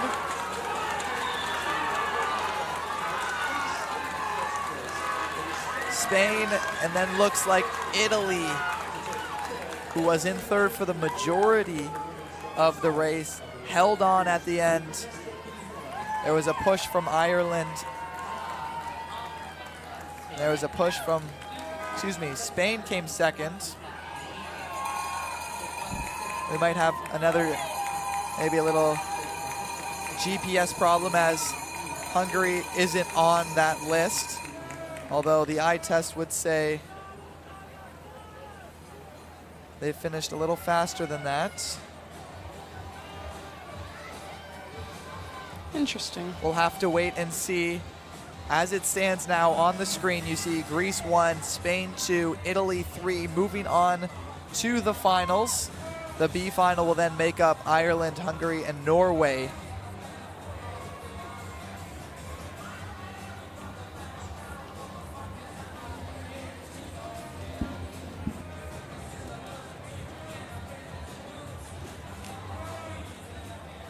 The finishing time for the Greek boat, 7 minutes and 7 seconds.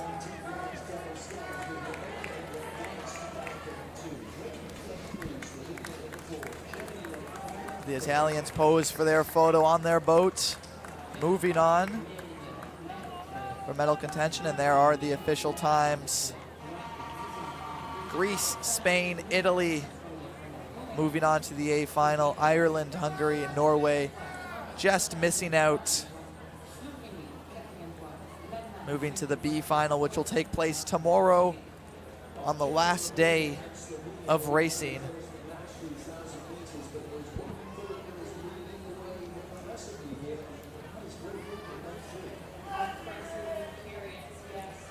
The next semifinal includes Romania in lane 1, South Africa in 2, Great Britain in 3, Slovenia in 4, Germany 5, Croatia in 6.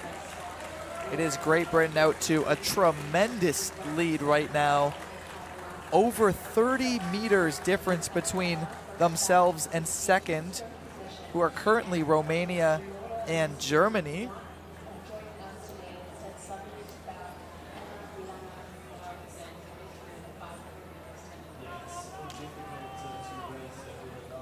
The Great Britain duo, Olivia Cheesemer and Violet Hallbro Brooksbank, medalist last year at the World U19s. You just see the difference between first and second. A dominant race so far. All the other boats must put something together to even think about catching them. 5:12 as they pass the 3/4 marker.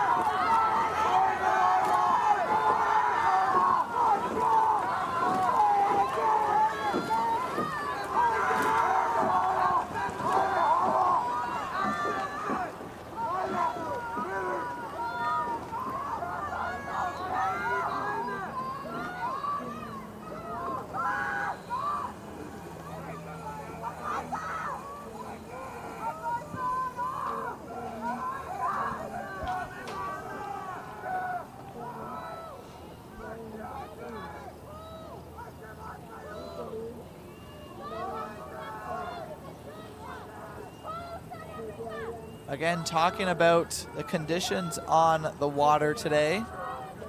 The temperature has increased 3 degrees, now sitting at 23 degrees Celsius, as it looks to get a high of 27 degrees out there today. The wind, however,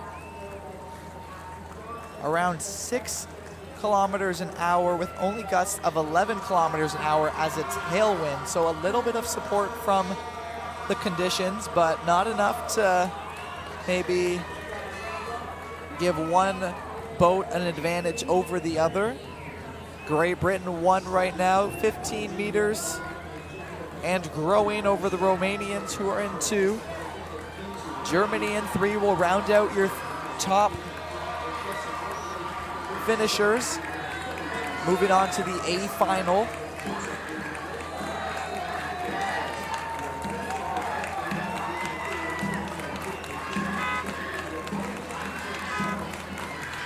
And it really was Great Britain cruising to a win there.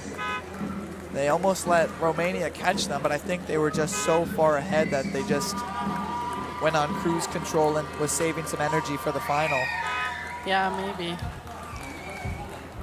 As you see some seaweed there on the oar of the British rower in the bow. Yeah, there's a lot of weeds here. We have a big machine that comes and cuts everything on the course. When you see the overhead view, you can tell that the course a lot of the weeds have been removed. And then if you look right beside the course, it is so much darker in the water, and you can see that there's so much more just plants and seaweed and other weeds growing down there. Number 1, Great Britain moving on to the A final. Joining them is Romania and Germany. Again, a dominant win from the British. We'll see how that relates. Maybe they saved some energy for the finals tomorrow.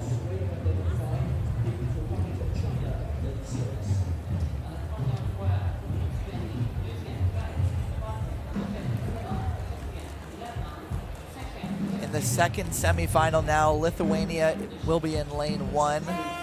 Greece into New Zealand 3, Germany 4, Australia 5, the People's Republic of China in lane 6.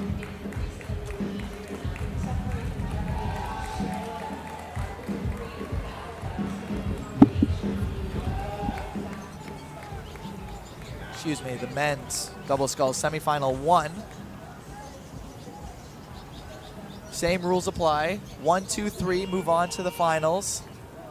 3, 4, 4, 5, 6 will move on to the B final. Currently Greece in the lead, followed by Germany 15 meters behind them. Australia and New Zealand rounding out the top 4. As then it gets a little bit separate as the People's Republic of China in 5, Lithuania in 6th place. These Greek rowers are really performing well, like we've seen in previous races. It's really amazing for them. Being in the junior division, U19s, you can really have a good sense of where the nation will be in a couple years when all of these rowers are now competing at the senior level. And like you said, Yana, if you're from Greece, you got to be excited of your future in rowing. Maybe a couple world championships now, maybe Olympic medals in 4 years in LA. I'm sure that's on the mind of these rowers moving forward. Oh yeah, definitely.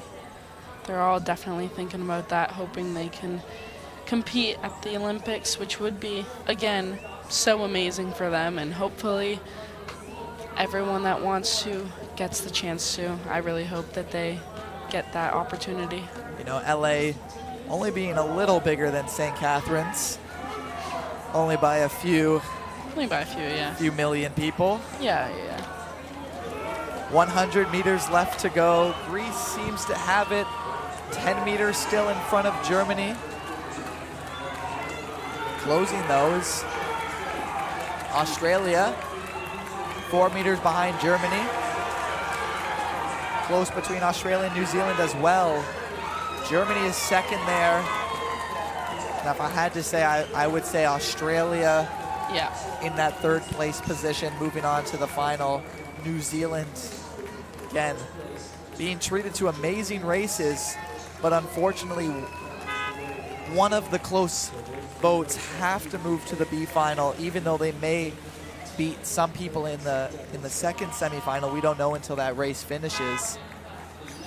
As you see, 1, 2, 3, 4, Greece, Germany, Australia, New Zealand, China, and then Lithuania finishing the race 28 seconds behind the leader. As we get to the final 3 days, yesterday, today, and tomorrow, we are being treated to absolute world-class performances from these rowers, and you expect nothing else while at the World Championships here in St. Catharines, Canada. So you get a look at the start list for the second semifinal of the men's double sculls.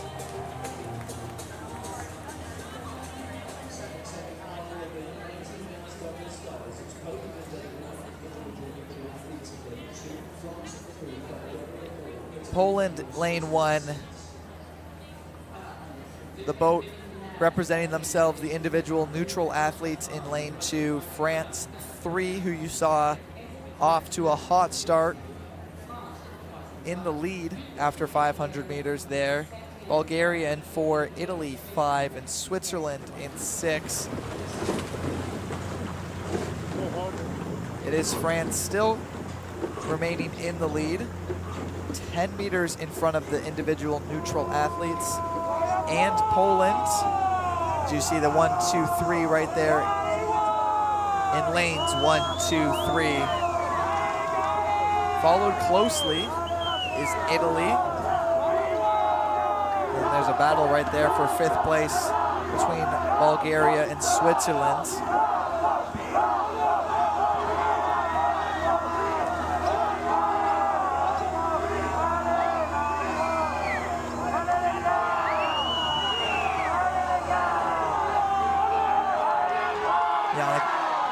You want to talk a little bit about the voices you're hearing right now and who they are and where they are? Yeah, you can hear a lot of, I don't know if it's coming from the grandstand or we're getting audio from the island, but on the island, lots of coaches and their fellow teammates, athletes, are, we've confirmed it is from the island. So all the coaches and athletes are on the island cheering on these rowers. Halfway down the island, there's the Neil Campbell Rowing Center, and there's a bunch of benches there that people sit and cheer, and then all the way down to the end of the island, right to this 1,500-meter pylon, is crews and people cheering them on, coaches yelling at their crews, telling them things, letting them know who's crawling on them, how far they are away from the next. All the above. So much support from the island, and then as they come up to the grandstand, there's fans on either side cheering them on. And that island is something you don't see on many courses around the world, something unique here at the St. Catharines Martindale Pond. France in the lead, 5 meters in front of the individual neutral athletes. Poland and Italy fighting for that last position to move on to the A final. 1, 2, 3 will compete for a medal tomorrow. Everyone else, unfortunately, will have lost their chance. Italy and Poland, practically nothing between those two boats except for the lane pylons. So you can see the struggle it is pushing yourself, having a goal in mind and pursuing it at a high level is extremely difficult, as Italy is pulling away ever so slightly, maybe even catching the individual neutral athletes in lane 2. France, 1. The individual neutral athletes, 2. Italy, 3.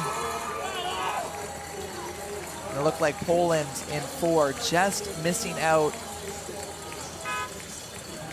on the A final, which again will be rowed tomorrow afternoon on the last day of competition, a day only for the U19 division. The official time, 6 minutes, 26 seconds. You see those time splits.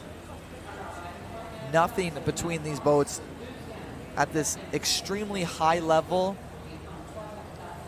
You have to be perfect on the water, which these rowers are. And France, individual neutral athletes, 2, Italy in 3, moving on.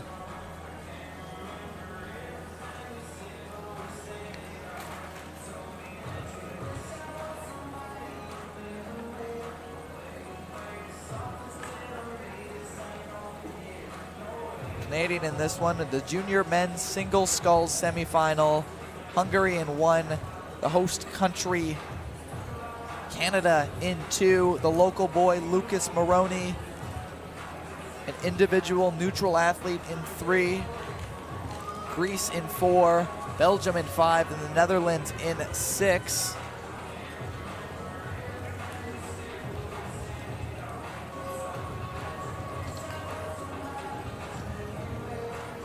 The only returnee medalist from last year's World U19s is the Greek boat.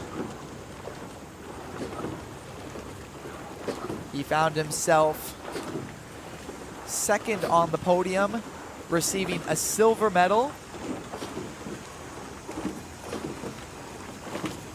Earlier this year, he picked up a gold medal at the European U19s. So he's looking to repeat like he did in the European Championships earlier this year, improve on the silver he received last year here, finding himself neck and neck right now with the individual neutral athletes, representing himself.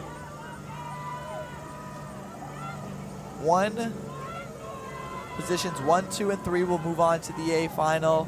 Like I've said so many times before, this is a great opportunity to talk about the power these athletes put out in each and every stroke they have. You can see the puddles they're making. The bigger the puddle, the more power in their stroke.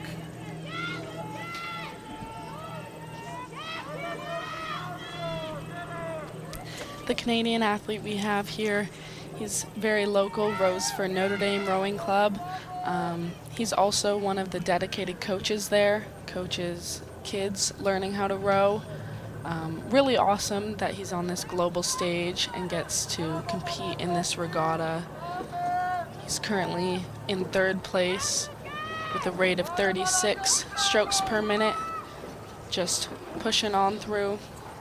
Which is the highest in the race right now. The individual neutral athlete right now, the lowest at 29. I think that's probably one of the lowest we've seen today. Yeah, definitely. Excuse me, he's now in 2nd. The Greek rider, Makrianis, is in lane 4. And as it stands right now, Makrianis, the athlete from representing himself and the Canadian, will move on as they are about 20 meters in front of 4th place. Really a three boat race as we end off the last 250 meters. The buoys will turn red and the rowers will know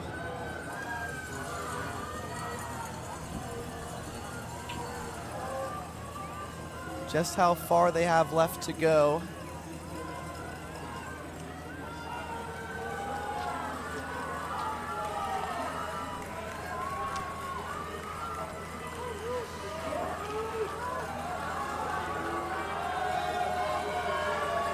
Makrianis looking good to repeat like he did at the European Championships U19 earlier this year. He does not want another silver medal. There's only one position better than that, and he is going for it, winning his semifinal. Behind him is the individual neutral athletes. And let's see if Lucas Maroney from the Niagara region, he can hold on for 3rd place, giving himself and Canada another shot at winning their first medal here in home soil.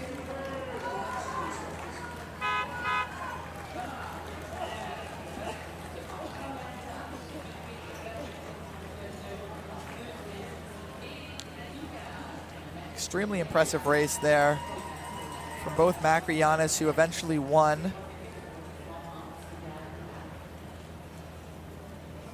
Then the individual neutral athlete, Abruski, was in the lead there for a lot of the race. Extremely disciplined, an exceptional athlete. And I know he'll be looking for a little bit of revenge against Makrianis in the finals. Moroni Babagluia will be looking for the first medal for Canada as we cast our eyes to the second semifinal. People's Republic of China, lane 1, Poland in 2, Australia 3, Germany 4, Switzerland 5, USA 6.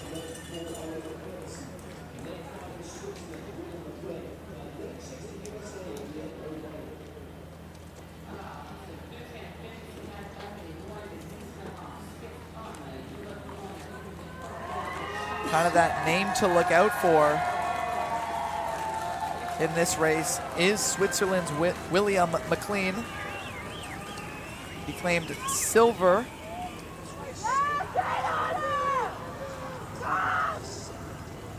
in that European U19s earlier this year that Makrianis won.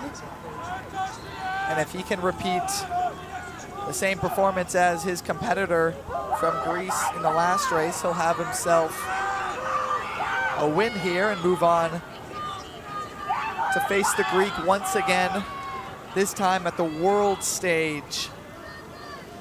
As you can see, he's the second closest boat to us, only behind the German, who's putting up speeds almost at 17 kilometers an hour, although his stroke rate is the lowest, but seems to be a little bit of a pattern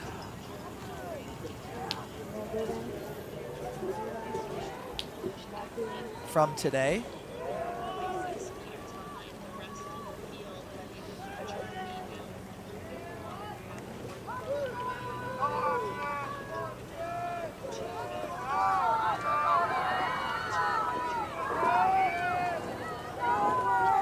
Ian O'Reilly of the United States, 60 meters back from the German. And we talk about these early mornings, but when you're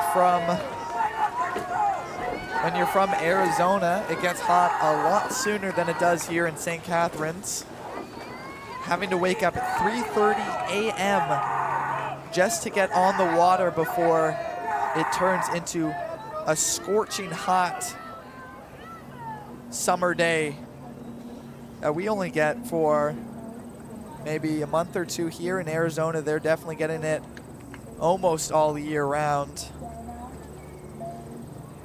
I wonder what time he has to go to sleep to get up at 3 a.m. and train every day. Especially being 18 years old, finishing high school. A lot of exams, trying to get into the college or university that you want. There's a lot of discipline and a lot of time management that these athletes have and go through. We talk about time management.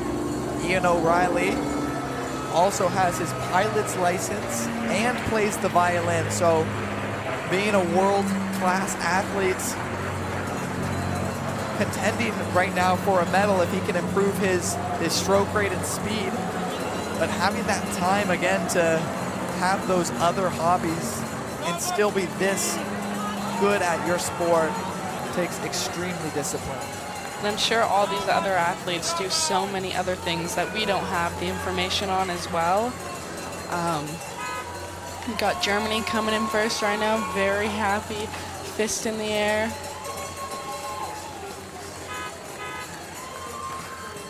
And I believe Australia and then Switzerland for second and third.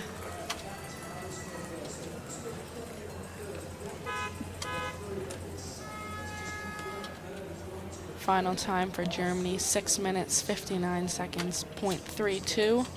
And Australia, 7.7 seconds behind with a time of 7:07.05. And Switzerland with 7:07.68, very close between Australia and Switzerland.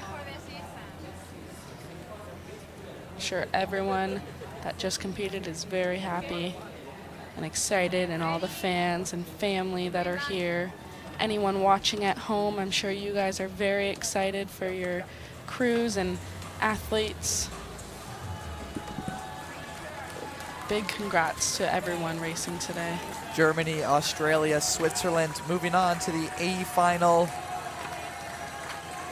China, Poland, USA to the B final tomorrow. Next, another extremely high level discipline, the junior women's single sculls. Moldova in lane 1, Latvia in 2, South Africa in 3, Romania 4, Germany in 5, and an individual neutral athlete closest to the camera in 6.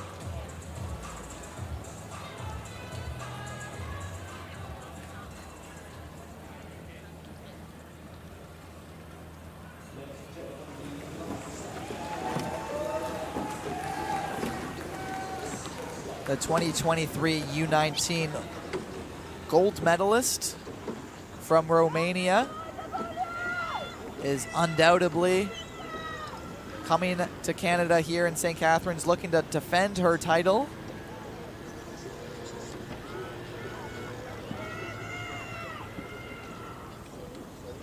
She started last year's season extremely well, having already won the gold at the European U19 Championships.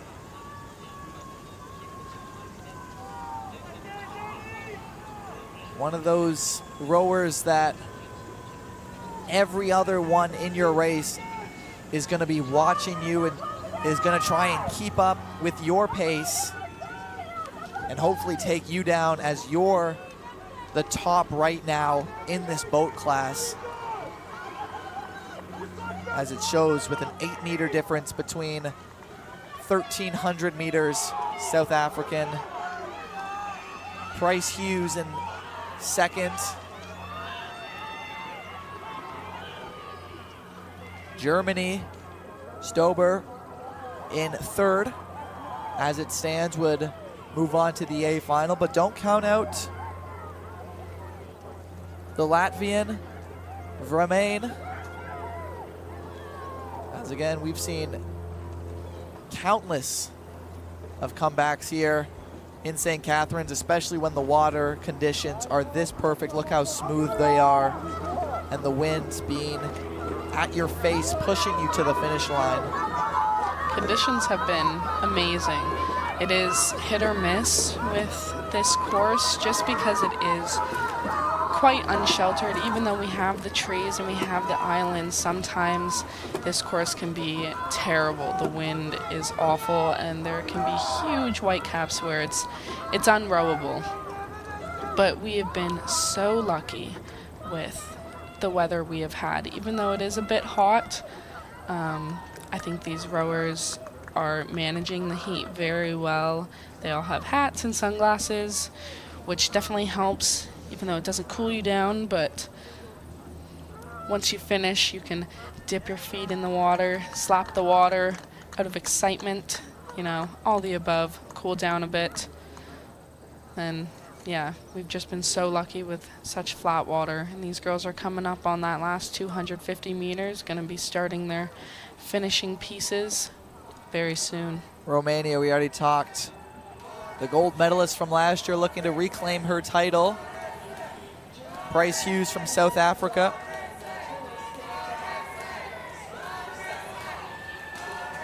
No stranger to international racing. She was in the finals of the double sculls event last year at the World Rowing U19 Championships, this time choosing to be solo in the boat. And then there's Stober from Germany, who took 4th last year. So again, we're looking at 3 rowers in the top 3 who have been in the A finals multiple times over the past year. But only one can win golds. Bianca is the girl to beat. Bianca Camelia winning her semifinal with a dominant fashion, looking to reclaim her gold medal tomorrow. It will be the South African Price Hughes new to single sculls, not new to being in the A final. And then you'll also have in third place Stober from Germany, looking to get a medal this year as she just missed out. Having fourth place last year, is going to be hungry to get in that top 3 tomorrow. The individual neutral athlete, Tatiana in fourth. Fifth, Freimain of Latvia, and then in sixth, Moldova, Plotien. To round out the first semifinal of 2. The next one, as we meet them around the halfway marker. Some more top talent in this semifinal in lane 1, Hungary, lane 2, People's Republic of China, lane 3, Brazil, lane 4, Austria, lane 5, Canada, and lane 6, Ukraine.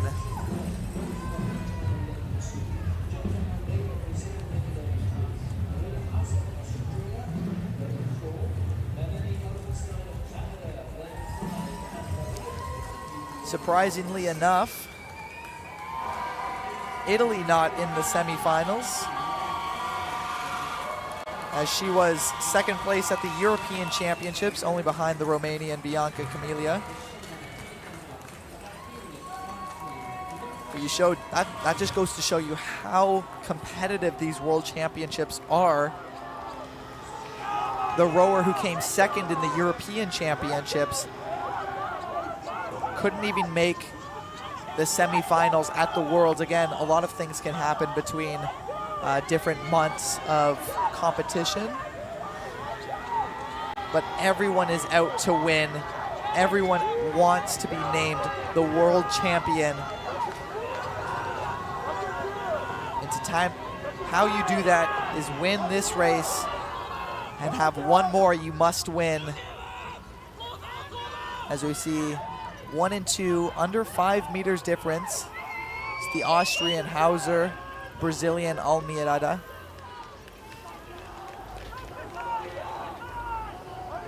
Behind them, a little ways away, is the People's Republic of China, Xin Wen Hu.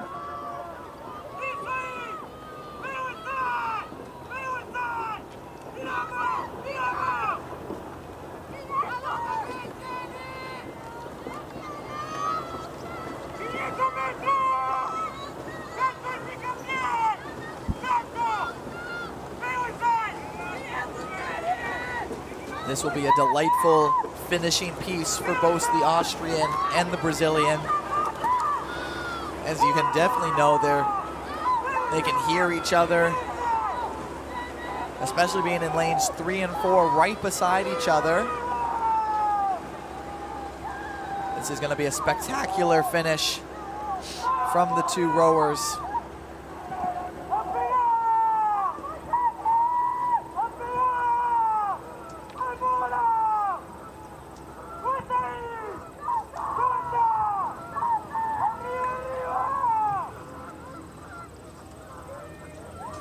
Jennifer Almeida of Brazil giving herself now 5 meters difference between herself and Hauser of Austria. But again, we could see a counter push as they come within the last 200 meters now. People's Republic of China, Ixwen Hu in third place, 35 meters behind the leader, to show you just how dominant the top two are right now. The lead now growing to 7 meters, 8 meters. An extremely, extremely powerful finish from the Brazilian to will her way into the finals to compete against the remaining champion of Romania, Bianca Camelia.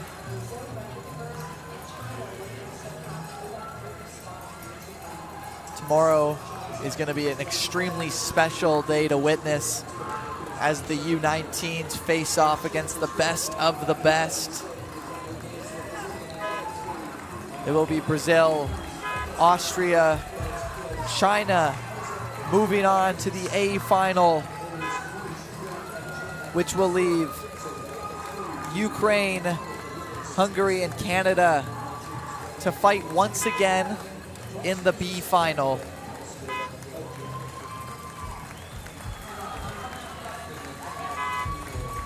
You get a short amount of time to celebrate before you focus on to that next race. But for now, they can relax knowing that their job is done for now.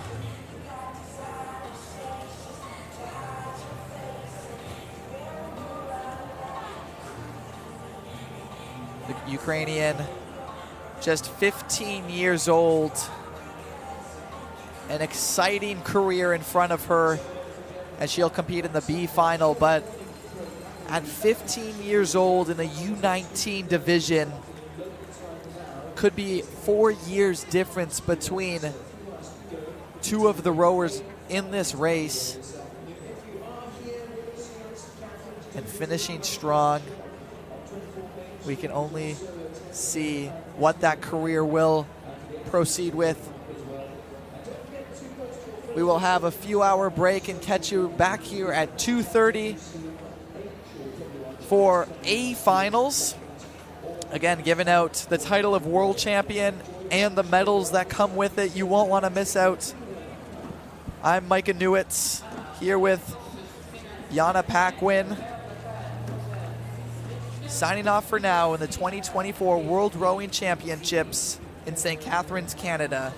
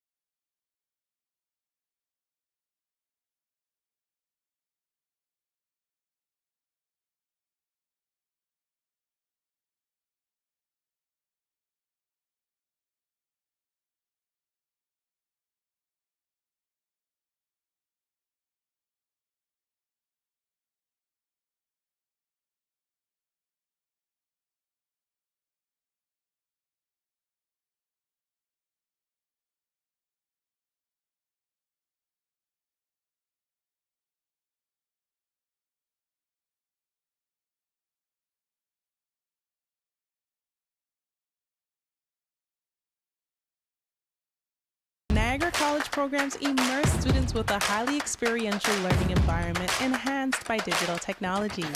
We place students at the center of all that we do. We are Niagara College. Tired of searching for that one keyboard shortcut? We solve technology so you don't have to. At SkyComp, we are lifelong learners, always upgrading our skills and reading about the next new IT thing. Go to skycomp.ca/learn to better use the programs you work with every day. SkyComp Solutions, your technology support partner.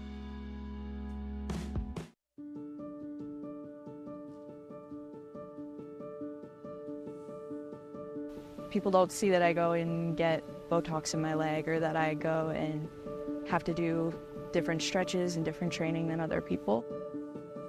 Saying, like, you don't really have a disability, like, you shouldn't classify as para, and there's misconceptions on whether or not my disability is not that bad, and me kind of not telling people, and they don't understand how I grew up and all the stretching every night, and I would have to do walks and build my way up to things that went into getting me to where I am now that I don't think people realize, and they just see, oh, you fit in with everyone else, and it's because I've put the work in to get there.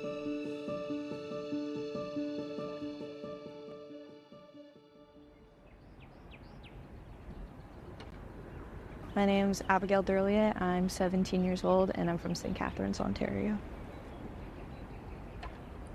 I got diagnosed with cerebral palsy when I was 2. I was just a slow walker. I was a very slow walker, and I started crawling quickly but not walking, and I wasn't walking. So I started with a brace, and I think up until 7th grade I was wearing it.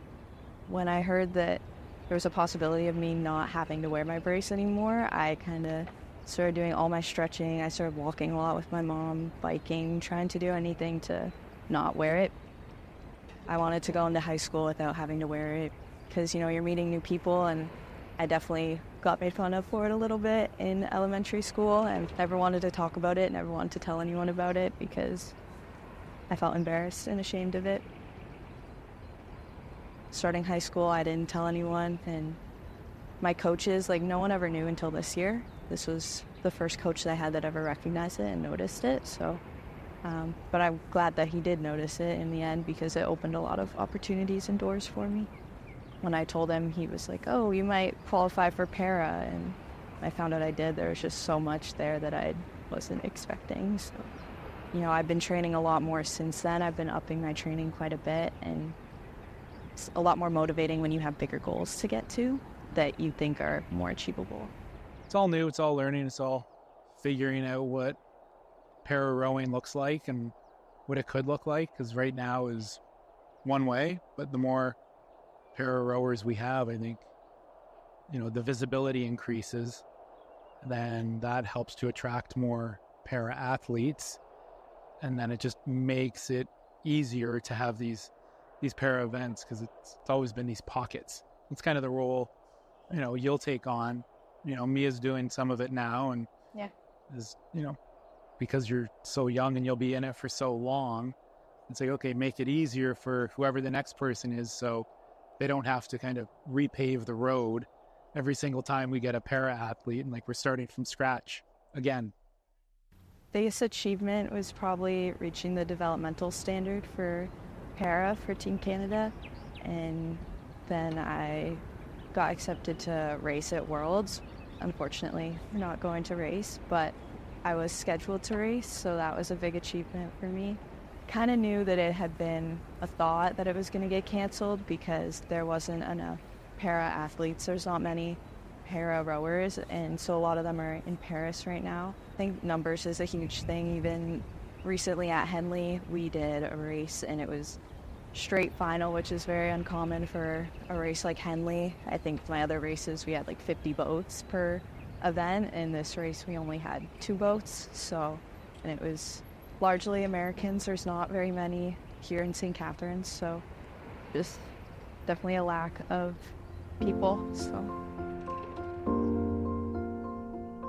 Most of our work is with people who are not athletic, actually. A percentage of work with those elite level athletes would be very small. It would be probably in the 1% to 2% range. And that's an interesting issue because what we gain from that work and working with elite level athletes really stretches us, really stretches our capacity as a company and as practitioners to explore the highest level of care that those people require to perform at their elite level. But what's really fascinating about that very small population group is that the demands that they put on themselves and on us as practitioners and as providers helps us to extend that work and that level of expertise into the rest of our population. Because 98% of the people we need have got needs in whether that's recreational sport or everyday needs like getting around their home. Our role is to take that level of expert care and technology and componentry and everything that we've learned in all aspects of our practice and apply it to our entire population. This is my brace from Niagara Prosthetics. This is the first one I ever got, so it would have been around 2. It helped to keep my leg straight because my leg was very crooked. It's gotten better now, but it helped to keep my leg straight and helped to get me walking. So I have a very similar one that I have now that I only wear it to bed now. I definitely want to go to Worlds next year. There's talks about World Cup 1 and 2 in Italy and Switzerland next year, so I'm really hoping that I can do that and there will be entries for that. So definitely trying to work and get faster so that I have a better chance of going. And a longer term goal would definitely be going to the Paralympics, so I'm kind of keeping that in the back of my head and remembering that when I want to decide if I'm going to do a bike workout or not. You know, I got cut from a lot of sports growing up, especially in high school, because, you know, I didn't think I was good enough. And then growing, you know, I put the work in, so I was able to train with everyone else like normal. And, you know, I train with the Simcoe boys team most of the year, so it's realizing that you are good enough if you are able to put the work in. Rowing's a sport that you have to put a lot of time in and a lot of work in, so being dedicated and knowing that if you put the work in, you can get there, but it's a lot about your mindset.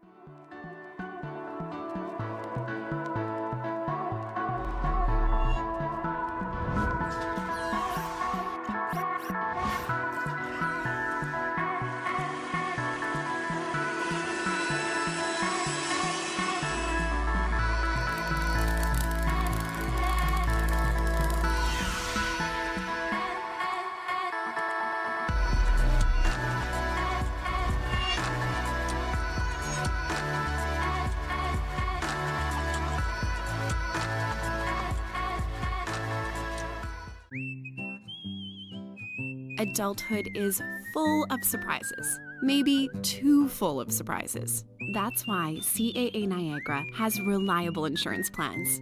Be ready for the unexpected expenses with home, auto, life, travel, and pet insurance plans. Plus, CAA members get exclusive pricing on all of our plans. Because adulting is hard, but CAA Niagara makes it easy. Click today for your free online quote.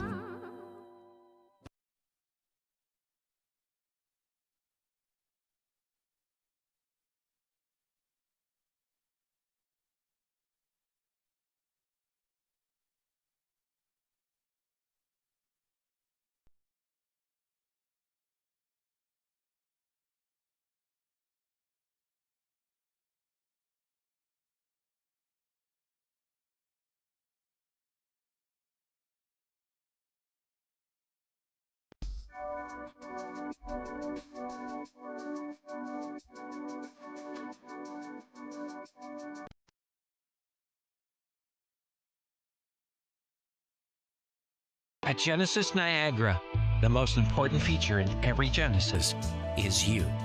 Designed with the simple idea that the experience of owning your Genesis should be as exceptional as the vehicle itself.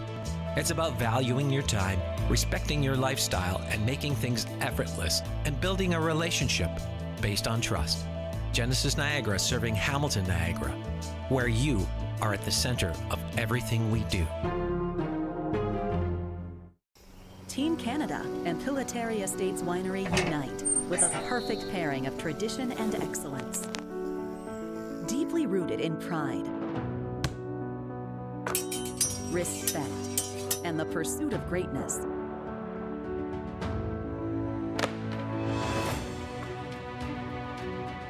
Celebrate the Olympic spirit with every toast.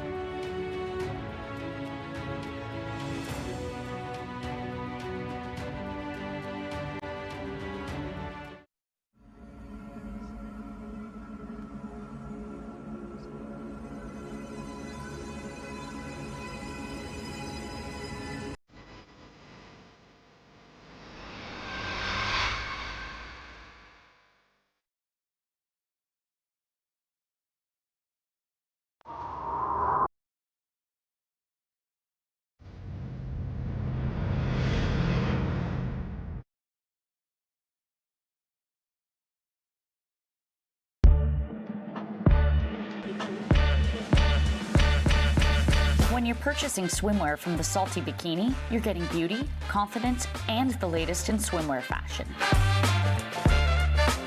Every woman deserves to feel like a goddess in her swimsuit. Say goodbye to stress and hello to confidence as you shop with us.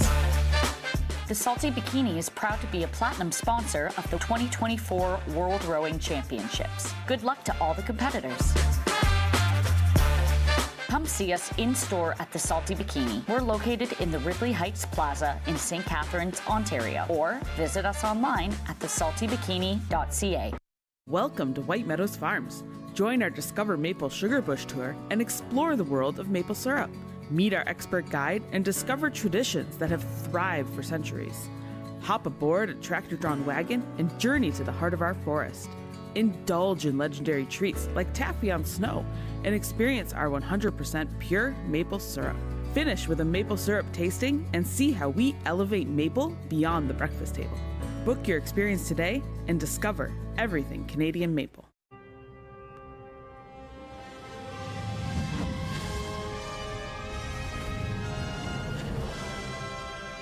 The universe does it with a big bang.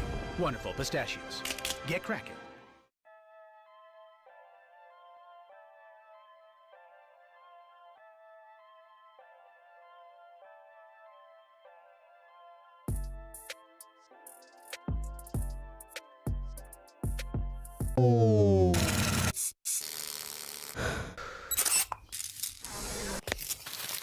Niagara College Bob.